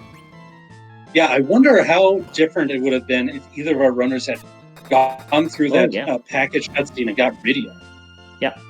Without the Leviathan Orb, not too different, likely, but again, maybe the Leviathan Orb could have been purchased somewhere in the underground. We would have had Lord sent up here to check all the item shops. Yeah, there's that, and plus, we don't know what the summon at Mount Hobbs would have been. I mean, even if that was like Titan, that could have been a huge difference in the seed, for sure. Yep. Or again, just maybe more incentive to say full clear out that Evelyn Castle, hoping to find the Leviathan Orb in there. Yeah, that's another good point there. Yeah, or if you're even luckier, a Bahamut. Bahamut from one of those trap chests. Yeah. Yeah, that definitely would have made a huge difference getting through the Mega Sisters. So we've got the Alt Gauntlet here. This is a series of 5 fights, and they are taken from like random encounters in the area that you're that this is native to. So this would be from the underground around Dwarf Castle. Kind of lets you see a little bit of the game that you don't normally see in Free Enterprise, which are a lot of these random encounters. Yeah, exactly. So generally not the scariest of fight, except maybe in various parts on the moon, but always a time-consuming fight because you just have to go through 5 battles. Even if you are able to, say, one-shot them with an AoE cast, there's still 5 of them to do. So you pretty much groan every time you run into the Alt Gauntlet, although fun to watch. Now, Plumeriaknight has also been knocking out his characters throughout this. And this is for 2 reasons. One, you get to Rosa's turns a little bit faster by not having to cycle through everybody else's turns. But also, Plumeriaknight knows that the Galbus fight is after this. And having just 2 characters up for that, or, well, maybe 3, depending on what character comes up in between, is going to make that Galbus fight a little bit easier. And by trying to ensure that Rosa is one of those characters, because I think that's kind of the X factor that Plumeriaknight has, is that powerful Rosa, and wants to get that active as quickly as possible during the Galbus fight. Yep, and potentially even if there is a non-duplicate character, so we can add a 5th to our party, Rosa is quite fast. She might be able to, say, knock out the character herself before Gomez goes ahead and locks down the party. And if it's a new character and they're at low level, that could also allow for a slingshot, because if they're 5 levels behind the party medium, when you've got a 5-person party, then you get double experience on that character. So setting that up before a grind is very nice as well. Yeah, definitely. That will be, again, I still think, as we were talking about earlier, the grind decision will be a really interesting one to see what our runners end up doing here. And I think it's very heavily dependent on what is the characters they end up finding, both the one here and the one potentially on the leader's throne. And you'd really like them to be 2 different, because if you don't have to, I don't think you want to take Edward to Zemus. Exactly. He got through Evil Woe. He really helped our team out, and we're happy for that. But he can leave at this point. It'd be okay. And now we're going to see that character. And we got Kane. That's got to be Kane. Definitely happy to see him here, as we do have very good gear for him. If we go ahead and set him up to be slingshot and get him into those high levels, he'll be swinging really hard, and we'll be pretty happy to have him in the party. Looks like Rosa, I think that was mute that she had queued up, but not able to get it off before the hold gas came. So even with all that agility boosting gears, still not quite enough here. Yeah. So definitely trying to get the different status ailment out before the hold comes in. As you can, there's a hierarchy here of ailments, and so if you were muted, you wouldn't go ahead and get paralyzed. Ooh, Rosa is demolished there by the Shadow Dragon, which, again, that's the character you want to stay alive. Losing on that 1 of 3, I feel that a lot in Storybook Brawl, but in this game, it's really going to be bad for Plumeriaknight, because this Rosa has been the character throughout, like, a lot of the underground part of this. Yeah. Now, luckily, Gomez isn't very scary here. Extremely low magic power here, so all the spells are not doing a lot of damage, so we didn't even really have to worry about Cecil being knocked down. It's really just about getting turns out faster. Yeah, and it's probably fortuitous that those spells hit Kane, not just because, like, you're right, it's not going to be a threat to Cecil, but everything we're talking about, if we're going to be trying to slingshot Kane, is going to be better now. Right. So Mary Knight will go ahead and get the Darkness Crystal here, unless we, or potentially a chain item, so it'll be very interesting, because the Darkness Crystal does open up those, the moon, but are levels sufficient enough for the moon? Are we going to have to figure out our grind? Or do we continue chains and maybe get some more experience that way before we have to commit? That is the Darkness Crystal. So, and I do want to answer a question from the chat. Wanted to say, isn't Demolish a non-status hard KO? Demolish is, but the hold gas can be avoided with the mute spell. So that's kind of what you're trying to avoid, so that you can react faster before getting ready to the fight proper. Yeah, and in fact, can be really critical in some of the fast and high magic power spots. Yeah. As being able to get up a Star Veil there before those spells start coming out can be the only way to get through the fight. I like this plumeriaknight very heads up play here. Remember, they reset out of the package, but that's their 10th key item. So let's go ahead and pick that up here to turn on our whatever we decide to do for our grind, make it twice as fast. I'm not wanting the Rydia, but definitely wanting that 10th key item. We do have that character check up on the moon, but then it's going to be grind and go, really. Or, I mean, you can use the bosses on the moon in the lunar subterranean, or the one in the Bahamut cave as experience fodder too, and then you don't have to do much. There are the sirens from the starting kit. I think they have 2, is what I saw, and you do that with a couple of the gold dragons if you're able to take them. Then that might be all you need, because you got Cecil with an Excalibur, you got Rosa. Yep. If you can get her to cure 4, then I think you're pretty good. The rest of the characters are kind of great. Yep. Definitely that could be a way to get through the end of the seed. And yeah, both Rosa and Cecil, the power couple, they really don't need as many levels as some other characters do to safely get through that seed fight. So yeah, we could potentially just through some beating up the bosses we need to, cracking our sirens at the right spots, so maybe those gold dragons. Maybe we continue our mage beating up theme here and take on some warlocks, but use those to get our experience. Behemoths are also always an option when you have some good physical fighters, so while we're in the cave, Bahamut, take on some of those by turning encounters back on. Well, I do kind of, like you mentioned those warlocks, I actually kind of like that. With a super fast Rosa, can often get that mute off right away before the nasty spells from the warlocks come in, and Cecil can clean up those warlocks pretty quickly too, and that might be a good source of grind if that's what they choose to do.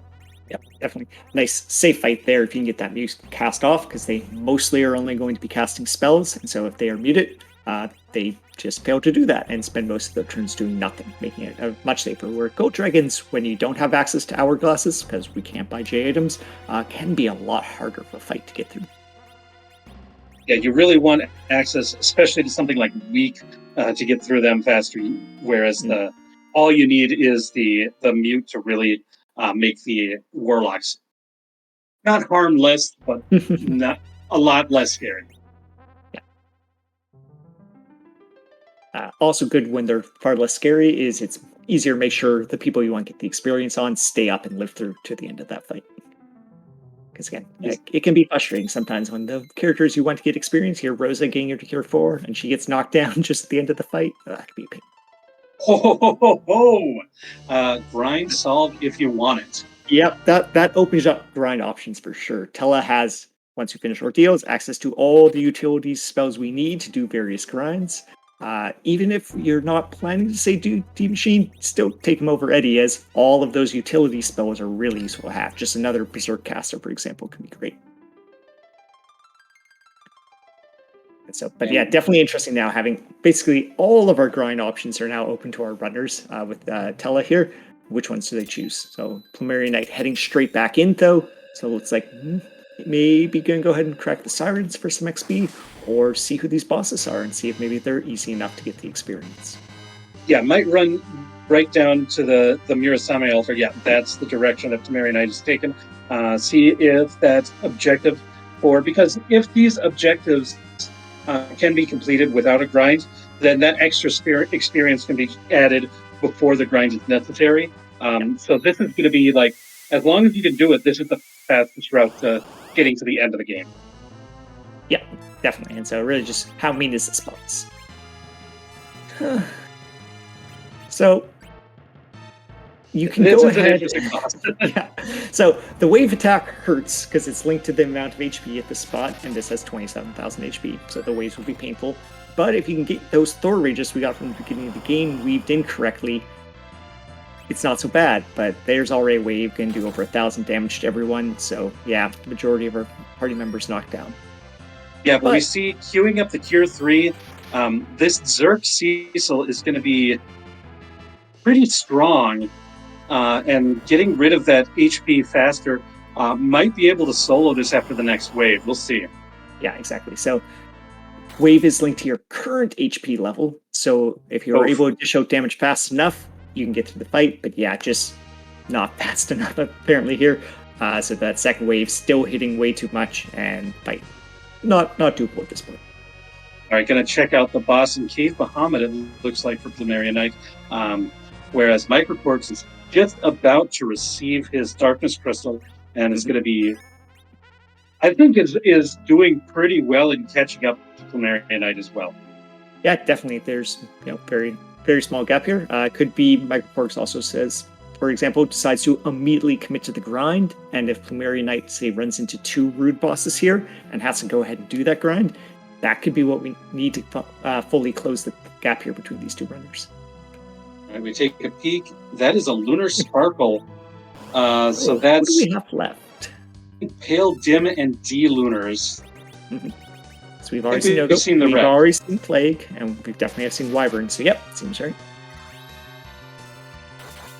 All right, and so it looks like we like here the Behemoth grind. Definitely, when you have access to good physical damage, with Exhales also definitely has, and some blink casters to keep your party safe. This can be a good way to get some good or fast XP onto your team. Yeah, this is all about getting that XP on Kane, because this is going to be the fight where he's going to get slingshotted. Yep, exactly. So his level nice and low here, so he'll be getting the double XP.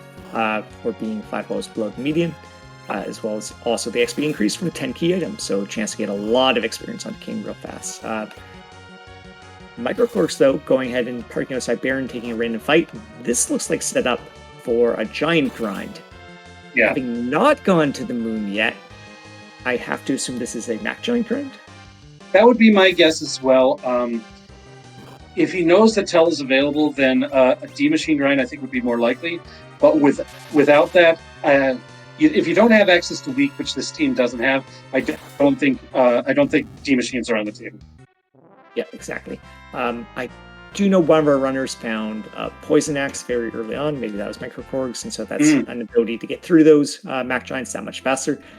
We were talking about slingshots. The nice part about doing a single fight grind like Mac Giants or D-Machines is you get all that XP in one chunk, so your slingshot character gets all of it doubled. Remember also, microKorgs took that random encounter in the Tower of Babel with the Mad Ogres and found a Zeus Gauntlet. And so that's another reason to favor a Mac Giant grind. I don't believe plumeriaknight has that in his inventory. Or maybe, there might have been one as a reward. I don't remember, but I know that microKorgs has at least one. Yeah, definitely. So yeah, you can see a lot of reason here why preferring to go ahead and do that Mac Giant grind. So is interested in finding out which character is up here on the moon before sticking that. I mean, again, could be a character you're interested in having. 2 characters can be slingshot as long as both of them are below the median. So you could just be interested in finding the character here to get some extra levels on. Tella, not the best source for being a slingshot, but still, you're happy to get some extra levels on Tella. Just again, for all that utility casting of doing. Yeah, it's going to be interesting. I still think he'd take Tella over Edward, but the question is, does he want to change strategy to a D machine grind if Tella is available, or does he still want to do the Mac Giants? Yeah. With that, because the way the manipulation works is you do your setup and everything. When you turn off the encounters, you've got it locked as long as you don't reset. So you can, that's still set up even though he's going to other places other than directly to the Giants. Exactly. So maybe check the chart, whichever step encounter you're on, see where it is on your other chart, and maybe go back for your D machines or just reset and start it over. But nope, happy to go right on into the Giants. Probably will be sticking with the Mac Giant fight unless he's very lucky and the encounter manipulation was exactly the same for both of those. That would be Very wacky. Good, check my... I don't think that happens. Just taking a quick glance at the chart here. That doesn't look common. Yeah, taking these... This is a grind that I've definitely done with the behemoths, though. Having these available, if you've got the party to handle it, it's a real kind of quick source of an influx of experience. And to do this before the tough moon bosses, it might be just enough to get over the edge and be able to complete the seed with this and the experience from the required bosses. Yeah, exactly. Because unlike plumeriaknight only has so many encounters here to take to get experiences, there's only so many behemoth fights and only so many sirens. microKorgs, totally his choice how much experience he gets here, so can do as many of the, and does look like D machines here, so might just see a revert to the old D machine grind chart. So find out what seed you're on inside the giant. Totally doable here when you can run away and get his experience that way, all in one fight as much as he wants, and double it all onto Kane, which is nice. Yeah, I like this switch to the D machine strat as well, because I just think it's, for me at least, it's a more reliable grind than the Mac Giants. Yeah, definitely. The nice thing is the D machines are just stacked with % base HP, so it's very easy to keep it under control. And you see the experience pretty fast when you have those weak casts, because weak fall by one hit and they're downed. And hopefully microKorgs has, I think, I don't remember which runner spot on the East. That was microKorgs. It was microKorgs? Okay, yeah. Then good to go. Exactly. All right. Plumeriaknight, now going to check this boss. This build him. This is a scary boss at this spot too, because this spot has a very high physical attack strength. But it looks like all the gear that we have is definitely helping up. If Cecil has any Dragoon gear, that's going to protect his failed. Him does count as a dragon. Yeah, and it looks like he must have some of that on because he really did not take any damage from that attack. So definitely we'll get through this fight. It'll be a little slow simply because every physical fight command is counteracted by the slow spell, which is just slow, so it takes a while for that animation to go through. With Cecil taking so low damage, this should be really safe for plumeriaknight. Yeah, slow is slow to cast and makes you slow. I mean, slow is just a really apt word to describe the spell, slow. Very well-named spell. It's slow. It looks like microKorgs has found the fight. This Searcher and Beamer, as long as everything went well, once these Beamers are down, any attack that deals direct damage to the Searcher will cause it to summon a D machine. If for some reason something was off, then it'll be a Horseman. We do not want a Horseman, we want a D machine. Yeah. See here if this is the right fight, because we did see a Searcher and Beamer as our very first fight, but microKorgs went ahead and ran away from it, so it wasn't the right Searcher fight, where this one does bring out the D machine, so happy there. We got the right one.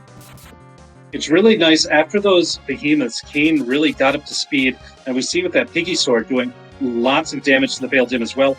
We've got a really nice Berserker setup going right now.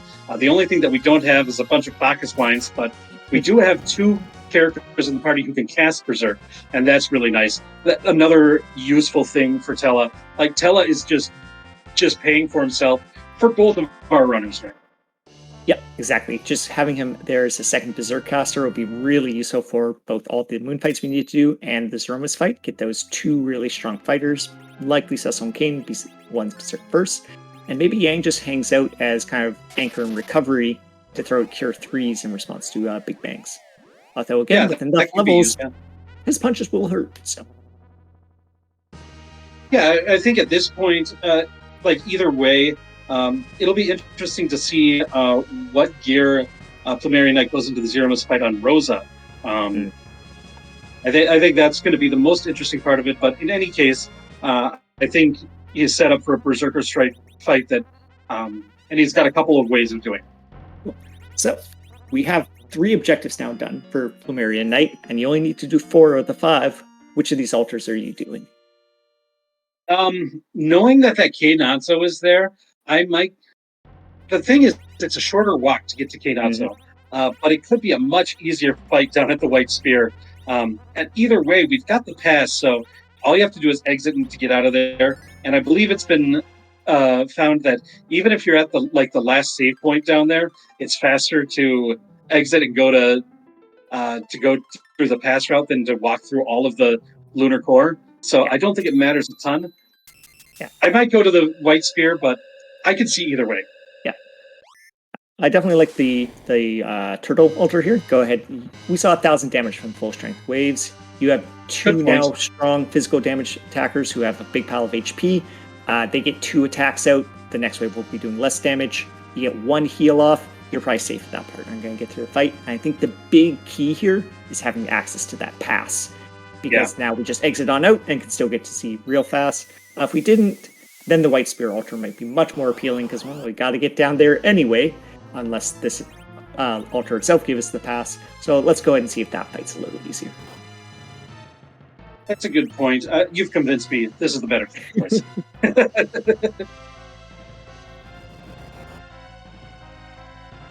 Sure enough, let's see if Plumeriaknight's the extra levels here and taking on those Bahamas is enough to get through the fight while microKorgs continues through. It'd be interesting to see just how many D-Machines he wants to take down. Probably not as many as you'd see for caster teams when you really have to get to those nukes and light spells. You need a lot of experience to do that. But here, we just need to get our fighters online. You can do that at the low, mid-40s, and that's strong enough to get through Zemus. This is probably going to power Korgs to a much stronger team than the Behemoths did for Plumeriaknight. So the advantage that microKorgs is going to have is all of the objectives that need to be done will probably be done faster and will probably be a better level for Zemus. So even though he's a little bit behind right now with that objective, I still think Plumeriaknight's at a pretty good advantage, but microKorgs will have the level advantage and will be able to get through the rest of the fights faster. Plumeriaknight definitely looking good on the damage output with this team. That Beast of Cain, that Excal Cecil, easy to do that. They have enough HP to supply full strength Big Bangs. Rosa still a little iffy there on how she's doing that Zemus fight. So she is you're eating full strength Big Bangs, she could still be getting knocked down, and that could cause challenges for Plumeriaknight. So will he be interested in taking a little more grind to get Rosa to those really safe HP levels, which will give some chance for microKorgs to get through those boss fights, which he will do very quickly, as you're saying? Or will he go ahead and take those Zemus fights? And there'll definitely be some risky opportunities there for his team still getting wiped, which would be another way to close the gap there. microKorgs' grind is done, so now it just needs to do the objectives. We'll see if microKorgs wants to do that Cape Bahamut or just wants to tackle the 2 that are in the lunar subterranean and deal it all in one go like that. So with these levels, I don't think there's many bosses that you'd fear at all. Yeah, exactly. So yeah, it's really just where do you spend more time walking? I believe going all the way down to the White Spear altar is probably the longer time commitment, so maybe we'll see the same bosses here. But hey, not having to go to 2 different locations, get back to the Lunar Whale, maybe it is faster to do the 2 altar locations. Meanwhile, Plumeriaknight is now in official go mode. Got that crystal and is heading down to Toria. And so now we are getting to that point where we've got to ask a question. It's a question that Free Enterprise fans love to hear. Do you want to ask it today, Clapper? Yes. Is it nap time? Right? There's all these feasts. That's what it is, right? Nap time? At my age, always. It's always nap time. Thank you, chat. I think we will take your suggestion. And, it's been an hour and a half of commentary. I think we've earned this now. Yeah, we are tired. Mm-hmm. Oh, maybe I think some other questions, not just some Z's in there. Also, maybe some references to some butts. Huh. So, what we have coming up here is, as you probably noticed if you haven't been in a free enterprise race before, is there's been a lot of randomization here. We've got all the key items and all the bosses randomized. Zeromus, though, does not get randomized. Zeromus is always at Zeromus' spot. We can't just put Zeromus anywhere. That's just too big, too mean, too complex of a boss. Will always be found there. But this is a randomizer, so we are going to randomize Zeromus in some fashion. And so what we end up getting is the Zeromus sprite on the reveal with the crystal is pulled from a selection of over 500. I have no idea what the count is. 600. Anyway, a huge collection of all amazing sprites. And so that leads us to ask the very important question we get into, which is a small delay here while we go ahead and fix our magic menu here with plumeriaknight. Yeah, I want to get those cure forecasts. You're going to be doing a lot of those. Bring that to the top of your menu. But the question that we like to ask is, whose butt are we going to kick tonight? Absolutely, because it is butt time. Mm-hmm. As well as some other questions like, is it a cute butt? How's the butt? Does the boss have a butt? You know, just general questions. I think with this 2099 HP on Rosa, I'm very happy about that. I'm looking forward to slamming in some berserks on Cecil and Kane, maybe Yang, and I don't think we found a silk web. I don't remember seeing that in any of the looting that we've done. That would be ideal, but in any case, yeah, I think we're looking for a straight berserk strategy. We're going to use something to nerf the first Big Bang. Basically, if you make Zeromus counter a spell with a of course it's Chrono Trigger. Counter a spell with the flare, it changes its spell power, and it stays low for that first Big Bang, so it does a lot less damage than it normally would. In the future, it becomes a lot trickier to time, but the first one is basically free to, and that crystal is going to do it. Yeah, exactly. So Silk Web is one of the best things to do it, as it will trigger the counter nuke and lower that Big Bang, as well as keep Zeromus slow for the rest of the fight. But if you don't have it, you can always trigger the crystal, which you always have access to by the time you're in this fight, and just make that first Big Bang real safe. So Rosa, not having, the highest HP levels you could to keep yourself really safe, but again, we have really good gear on her. That life staff you see plumeriaknight throwing on right now, protect rings, are probably going to keep her safe through the Big Bangs, even if we see the full strength ones come out. Now, here comes the issue of vanilla, or not vanilla, it's basically vanilla agility because it's a Cecil hero. We see that first Big Bang come out right quick, and not able to get that Cure 3 up before it. Luckily, Kane, the nerfing of the first Big Bang means Kane didn't take enough damage to go down, and so our Berserkers are up. I think this sort of speed that Zeromus has here is an argument towards keeping Yang unberserked, because its high hit point total can help if something goes awry. Yeah, exactly. If you do get really unlucky and Rosa, say, gets none of the magic evades in, even with that really good gear, she could get knocked down by a full strength Big Bang. So having Kane there able to pick her up just keeps you really safe. Or sorry, Yang there. Now that next Big Bang is going to be full powered, and it came out fast. And it did take over Rosa. So it definitely can happen even with the gear we have on her. And that's definitely the thing that's concerning for plumeriaknight, where microKorgs has a fair bit more experience, so it should be a safer fight for him at Zeromus, and I think that would be the real difference maker here for this race. Now the question is, you need to recover from that heal, and we've already seen that black hole, so the Berserks are going to run off the other characters. You've got to commit to a Cure 4 to get your characters back on their feet before another Big Bang comes out. You'd really like to start getting Berserks coming. I could see, it looks like he's going to attack with Yang. I could have seen a life pot on Tella to see if we could get a Berserk before the next Big Bang, but that might not even be fast enough. Yeah, I think that was a concern. It wouldn't be able to get to Tella's turn in order for him to Berserk before getting the Cure forecast. A second one, because unfortunately the first one didn't top everyone off there. And you really want to have these HP totals right at the very top for getting full strength Big Bangs. Yeah, does that mean Rosa still has that heroin robe on? Because It must. Otherwise, with that life staff, we would be seeing much more healing coming out of this Cure 4. So this must that be was the heroin robe is still on. that's what I thought too. So, see, oof. Oh man, these are high rolls that Zemus is getting here. If this keeps up, this might be the edge that microKorgs needs to get back into it. Yeah, We'll see exactly. if And Plumeria can recover here. yeah, exactly. We were talking about Yang. Oh, and there's the reset. Yang being able to help recover there, that really high HP pool. You can, be the chemist for your team. But unfortunately, we just didn't have that many curative items. So, like, no big pile of cure 3s. And so once we ran out of those, the fight got really iffy, and Plumeria Knight didn't want to stick with it and is willing to go ahead and reset and just take the fight over from the beginning. Only 2 Cure 3s in the inventory for Plumeria Knight. That is rough. I don't know if... I think it must have been microKorgs who bought the big stack of them at Baron. I don't know if Plumeria Knight knows where they are, because if he did, I could imagine doing just a quick run back to Baron, grabbing some more Cure 3s, and then coming back, saving again, and going right back in. It doesn't take that long to get that, and it's so much more safe if you've got that bigger stack.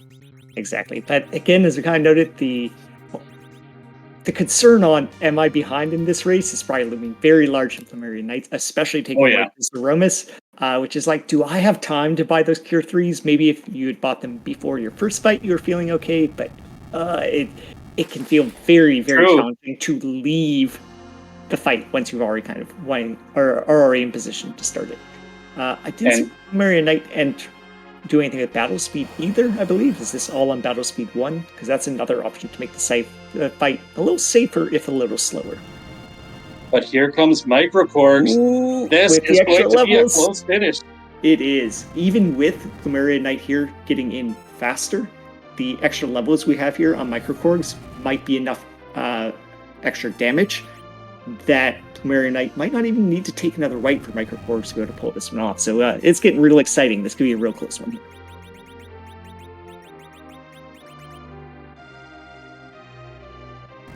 I also don't know if Rosa, if you see if Plumeria Knight changed the gear for Rosa, because if she's not wearing that heroin robe, that can make the healing better, and that might help with recovery time. If you don't need to cast Cure 4 twice in a row, you can have time to re-berserk up a Cecil or a Kane.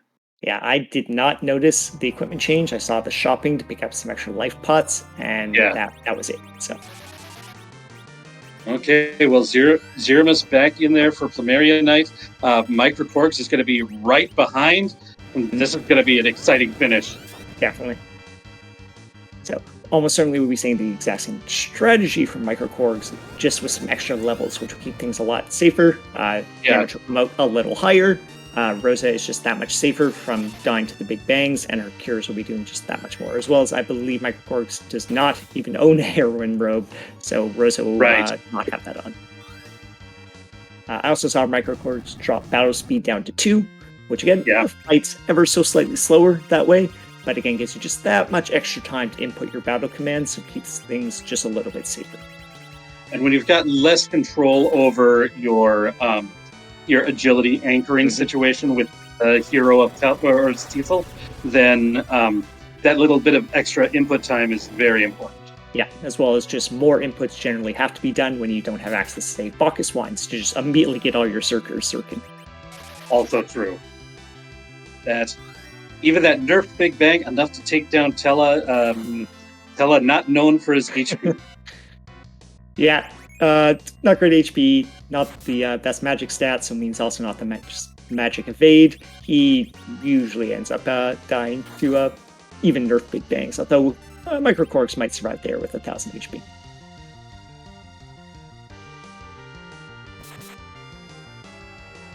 And here we go. Yep, microKorgs, sure enough, going ahead and setting up some... actually is going for some at least one slow cast onto Zemus here. Will we see the second one for the full slow? So this one slow is getting the nerf of the Big Bang is good, but you need the second slow cast to fully slow down Zemus as much as possible. Yeah, I would imagine just the one slow cast for the nerf and the minor speed decrease is probably going to be sufficient. But we see also plumeriaknight knocking out a reflected slow. That will not trigger a counter, but is still going to make Zeromus slower. So that's a really interesting strategy that I hadn't seen before, but I kind of like it. Yeah, and in fact, there's the second slow. So now we have Zeromus slowed down as much as possible. So I didn't actually catch what Cecil's agility level was, but at the very least, Lavos is 1 relative agility slower than he was before. If he was 1, he's down to 2, and he might be even slower. Now we're just going to have to hope that Zeromus isn't as rude and knocking out Rosa as the first fight went. Meanwhile, microKorgs, we see those extra levels with those coming in with just like stronger everythings. Yeah, exactly. So very safe here on the microKorg side with those extra levels and extra damage. Where again, Plumeria, those 2 slow casts though will actually really help a lot in keeping Plumeria safer as well. Just that much time to recover from a really mean Big Bang roll on Rosa. There is that second slow. This one was reflected over on Korgs' side. So also using that same strat, but this time not also using the first one to nerf the Big Bang as well. So very slightly different, but a similar result at the end. Yeah, exactly.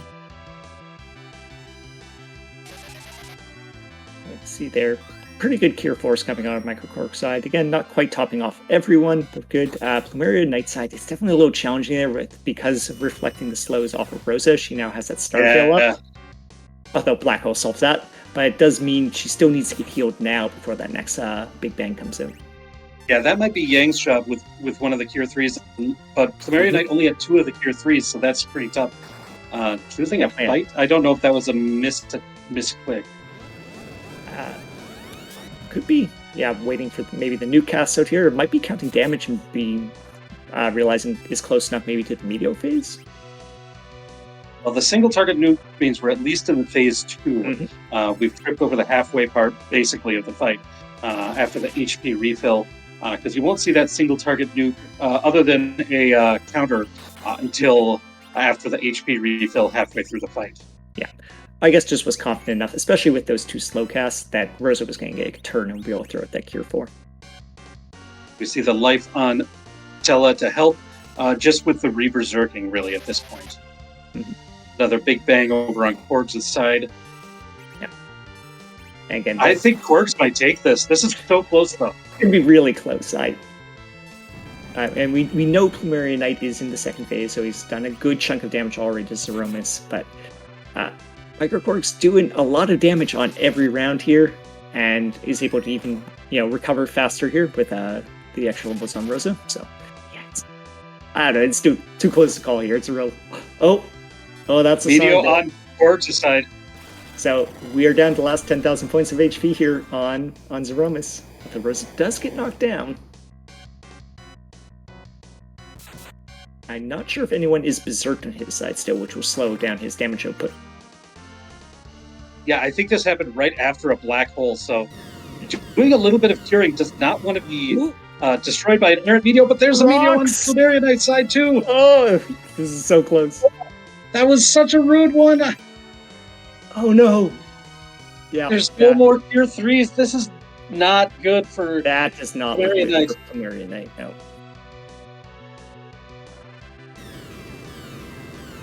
And that looks like shake on microKorgs. Oh, GG's! Wow. Yeah. And the meteor takes out Plumeriaknight. That means this is the win to microKorgs. What a finish! That was again very well played by both our runners there. Plumeriaknight did get into that fight faster, but as you were saying, that grind difference ended up being the difference there. microKorgs just having that much safer and stronger team going into that fight, able to pull it off. Wow, and just the lead that Plumeriaknight had throughout so much of the seed, and the grind choice, I think, was the difference, because those extra levels are basically what made Zeromus much more doable for microKorgs. Yep. Speaking of that, I believe we have microKorgs just joined us in chat there. GG's to you, well played. So I've had 15 minutes to settle down. I need, I think, 15 days. GG to Plumeria. 100%, that is a stolen win over a top-notch runner. I was shocked after what happened to me on the hook route, and kind of confirming with Plumeria, he got through that kind of minutes ahead of me, maybe close to 10 minutes. And yeah, I definitely felt like I was playing from behind from that point onward, and yeah, just feel super fortunate to come out of this one with a win. Yeah, definitely. It was looking rough there coming out of that fight. Kind of, I guess, what were your thoughts there on the seed up to that point? You did immediately get the hook. You saw what that fight was. Can you kind of just walk us through what you were doing on the overworld, knowing that you might have to deal with that Mega Sister fight?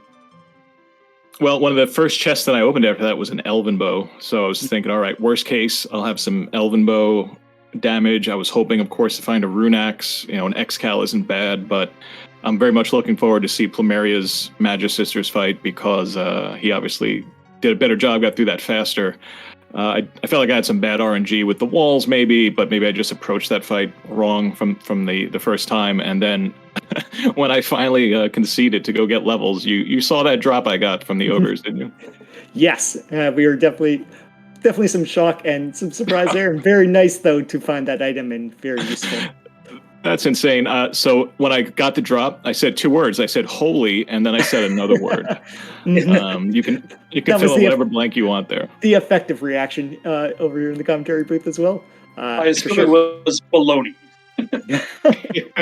Holy baloney, indeed. Yeah. And I said, okay, I got a few extra levels. I got a great piece of gear, and let's try it again. And it was still, man, I didn't think that fight was going to be that rough.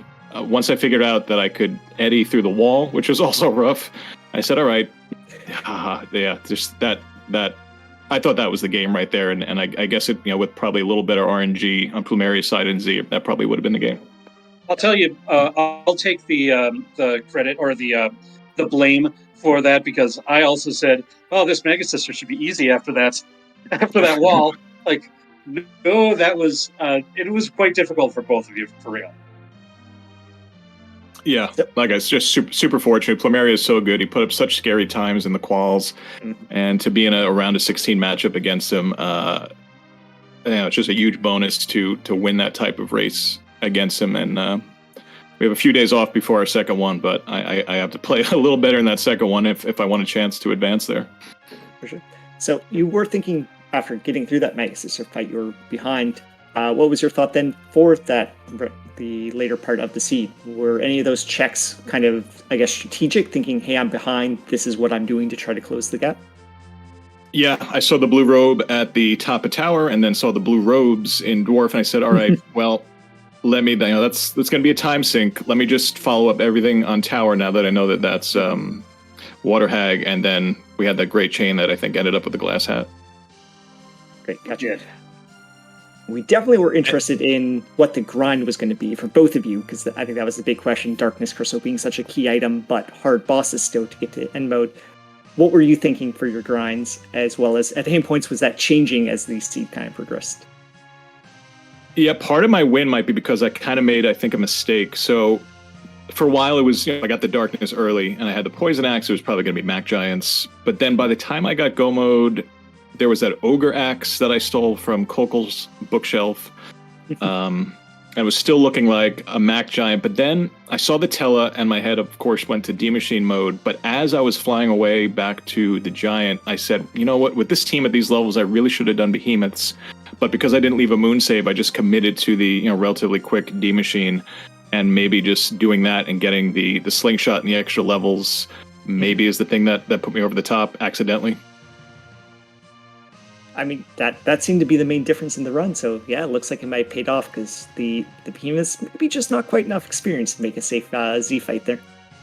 Yeah, if I left a save right outside the moon, I was going to reset on my trip back to the Earth and go do behemoths, because it occurred to me. But because I didn't, that's the only reason I committed to that. Sometimes it pays to stumble upwards, right? I've been doing that a lot since we've hit the round of 60, since the brackets. Yeah, there's this counts as, I think, 3 races I've been very surprised to have won. So, but I'll take it, I guess. Don't be too surprised. Definitely playing very well, very high caliber play overall. One stumble there on a fight, but still able to recover and get there to a win. So GG's to you. You were saying a few days to your next match. What's your thoughts on getting ready for that one? Anything planned for it?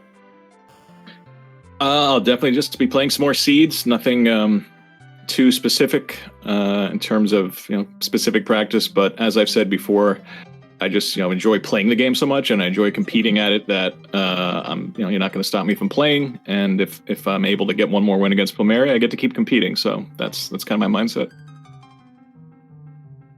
Excellent. Sounds real good. Definitely, it's a fun game to play. So enjoy your seeds as your practice, and I'm looking forward to a really exciting game 2 from you. Yeah, for sure. I know there was talk because there's going to be another race, I guess 5 hours after our start, and Xenocat was very concerned that this not be a 5-hour seed. And when I saw the objectives and kind of the starting character, I'm like, wow, we're gonna get a jet. And no way I would have predicted the winning time would have been over an hour and a half after all that. So I'm glad that we could get that in.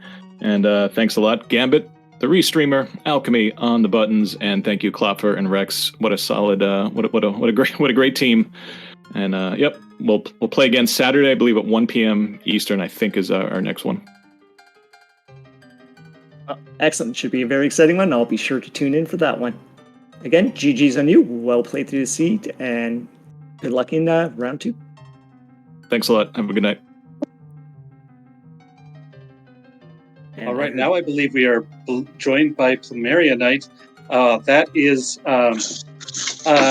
kind of a tragic ending for you here. It ended up being quite an exciting race, but oh man.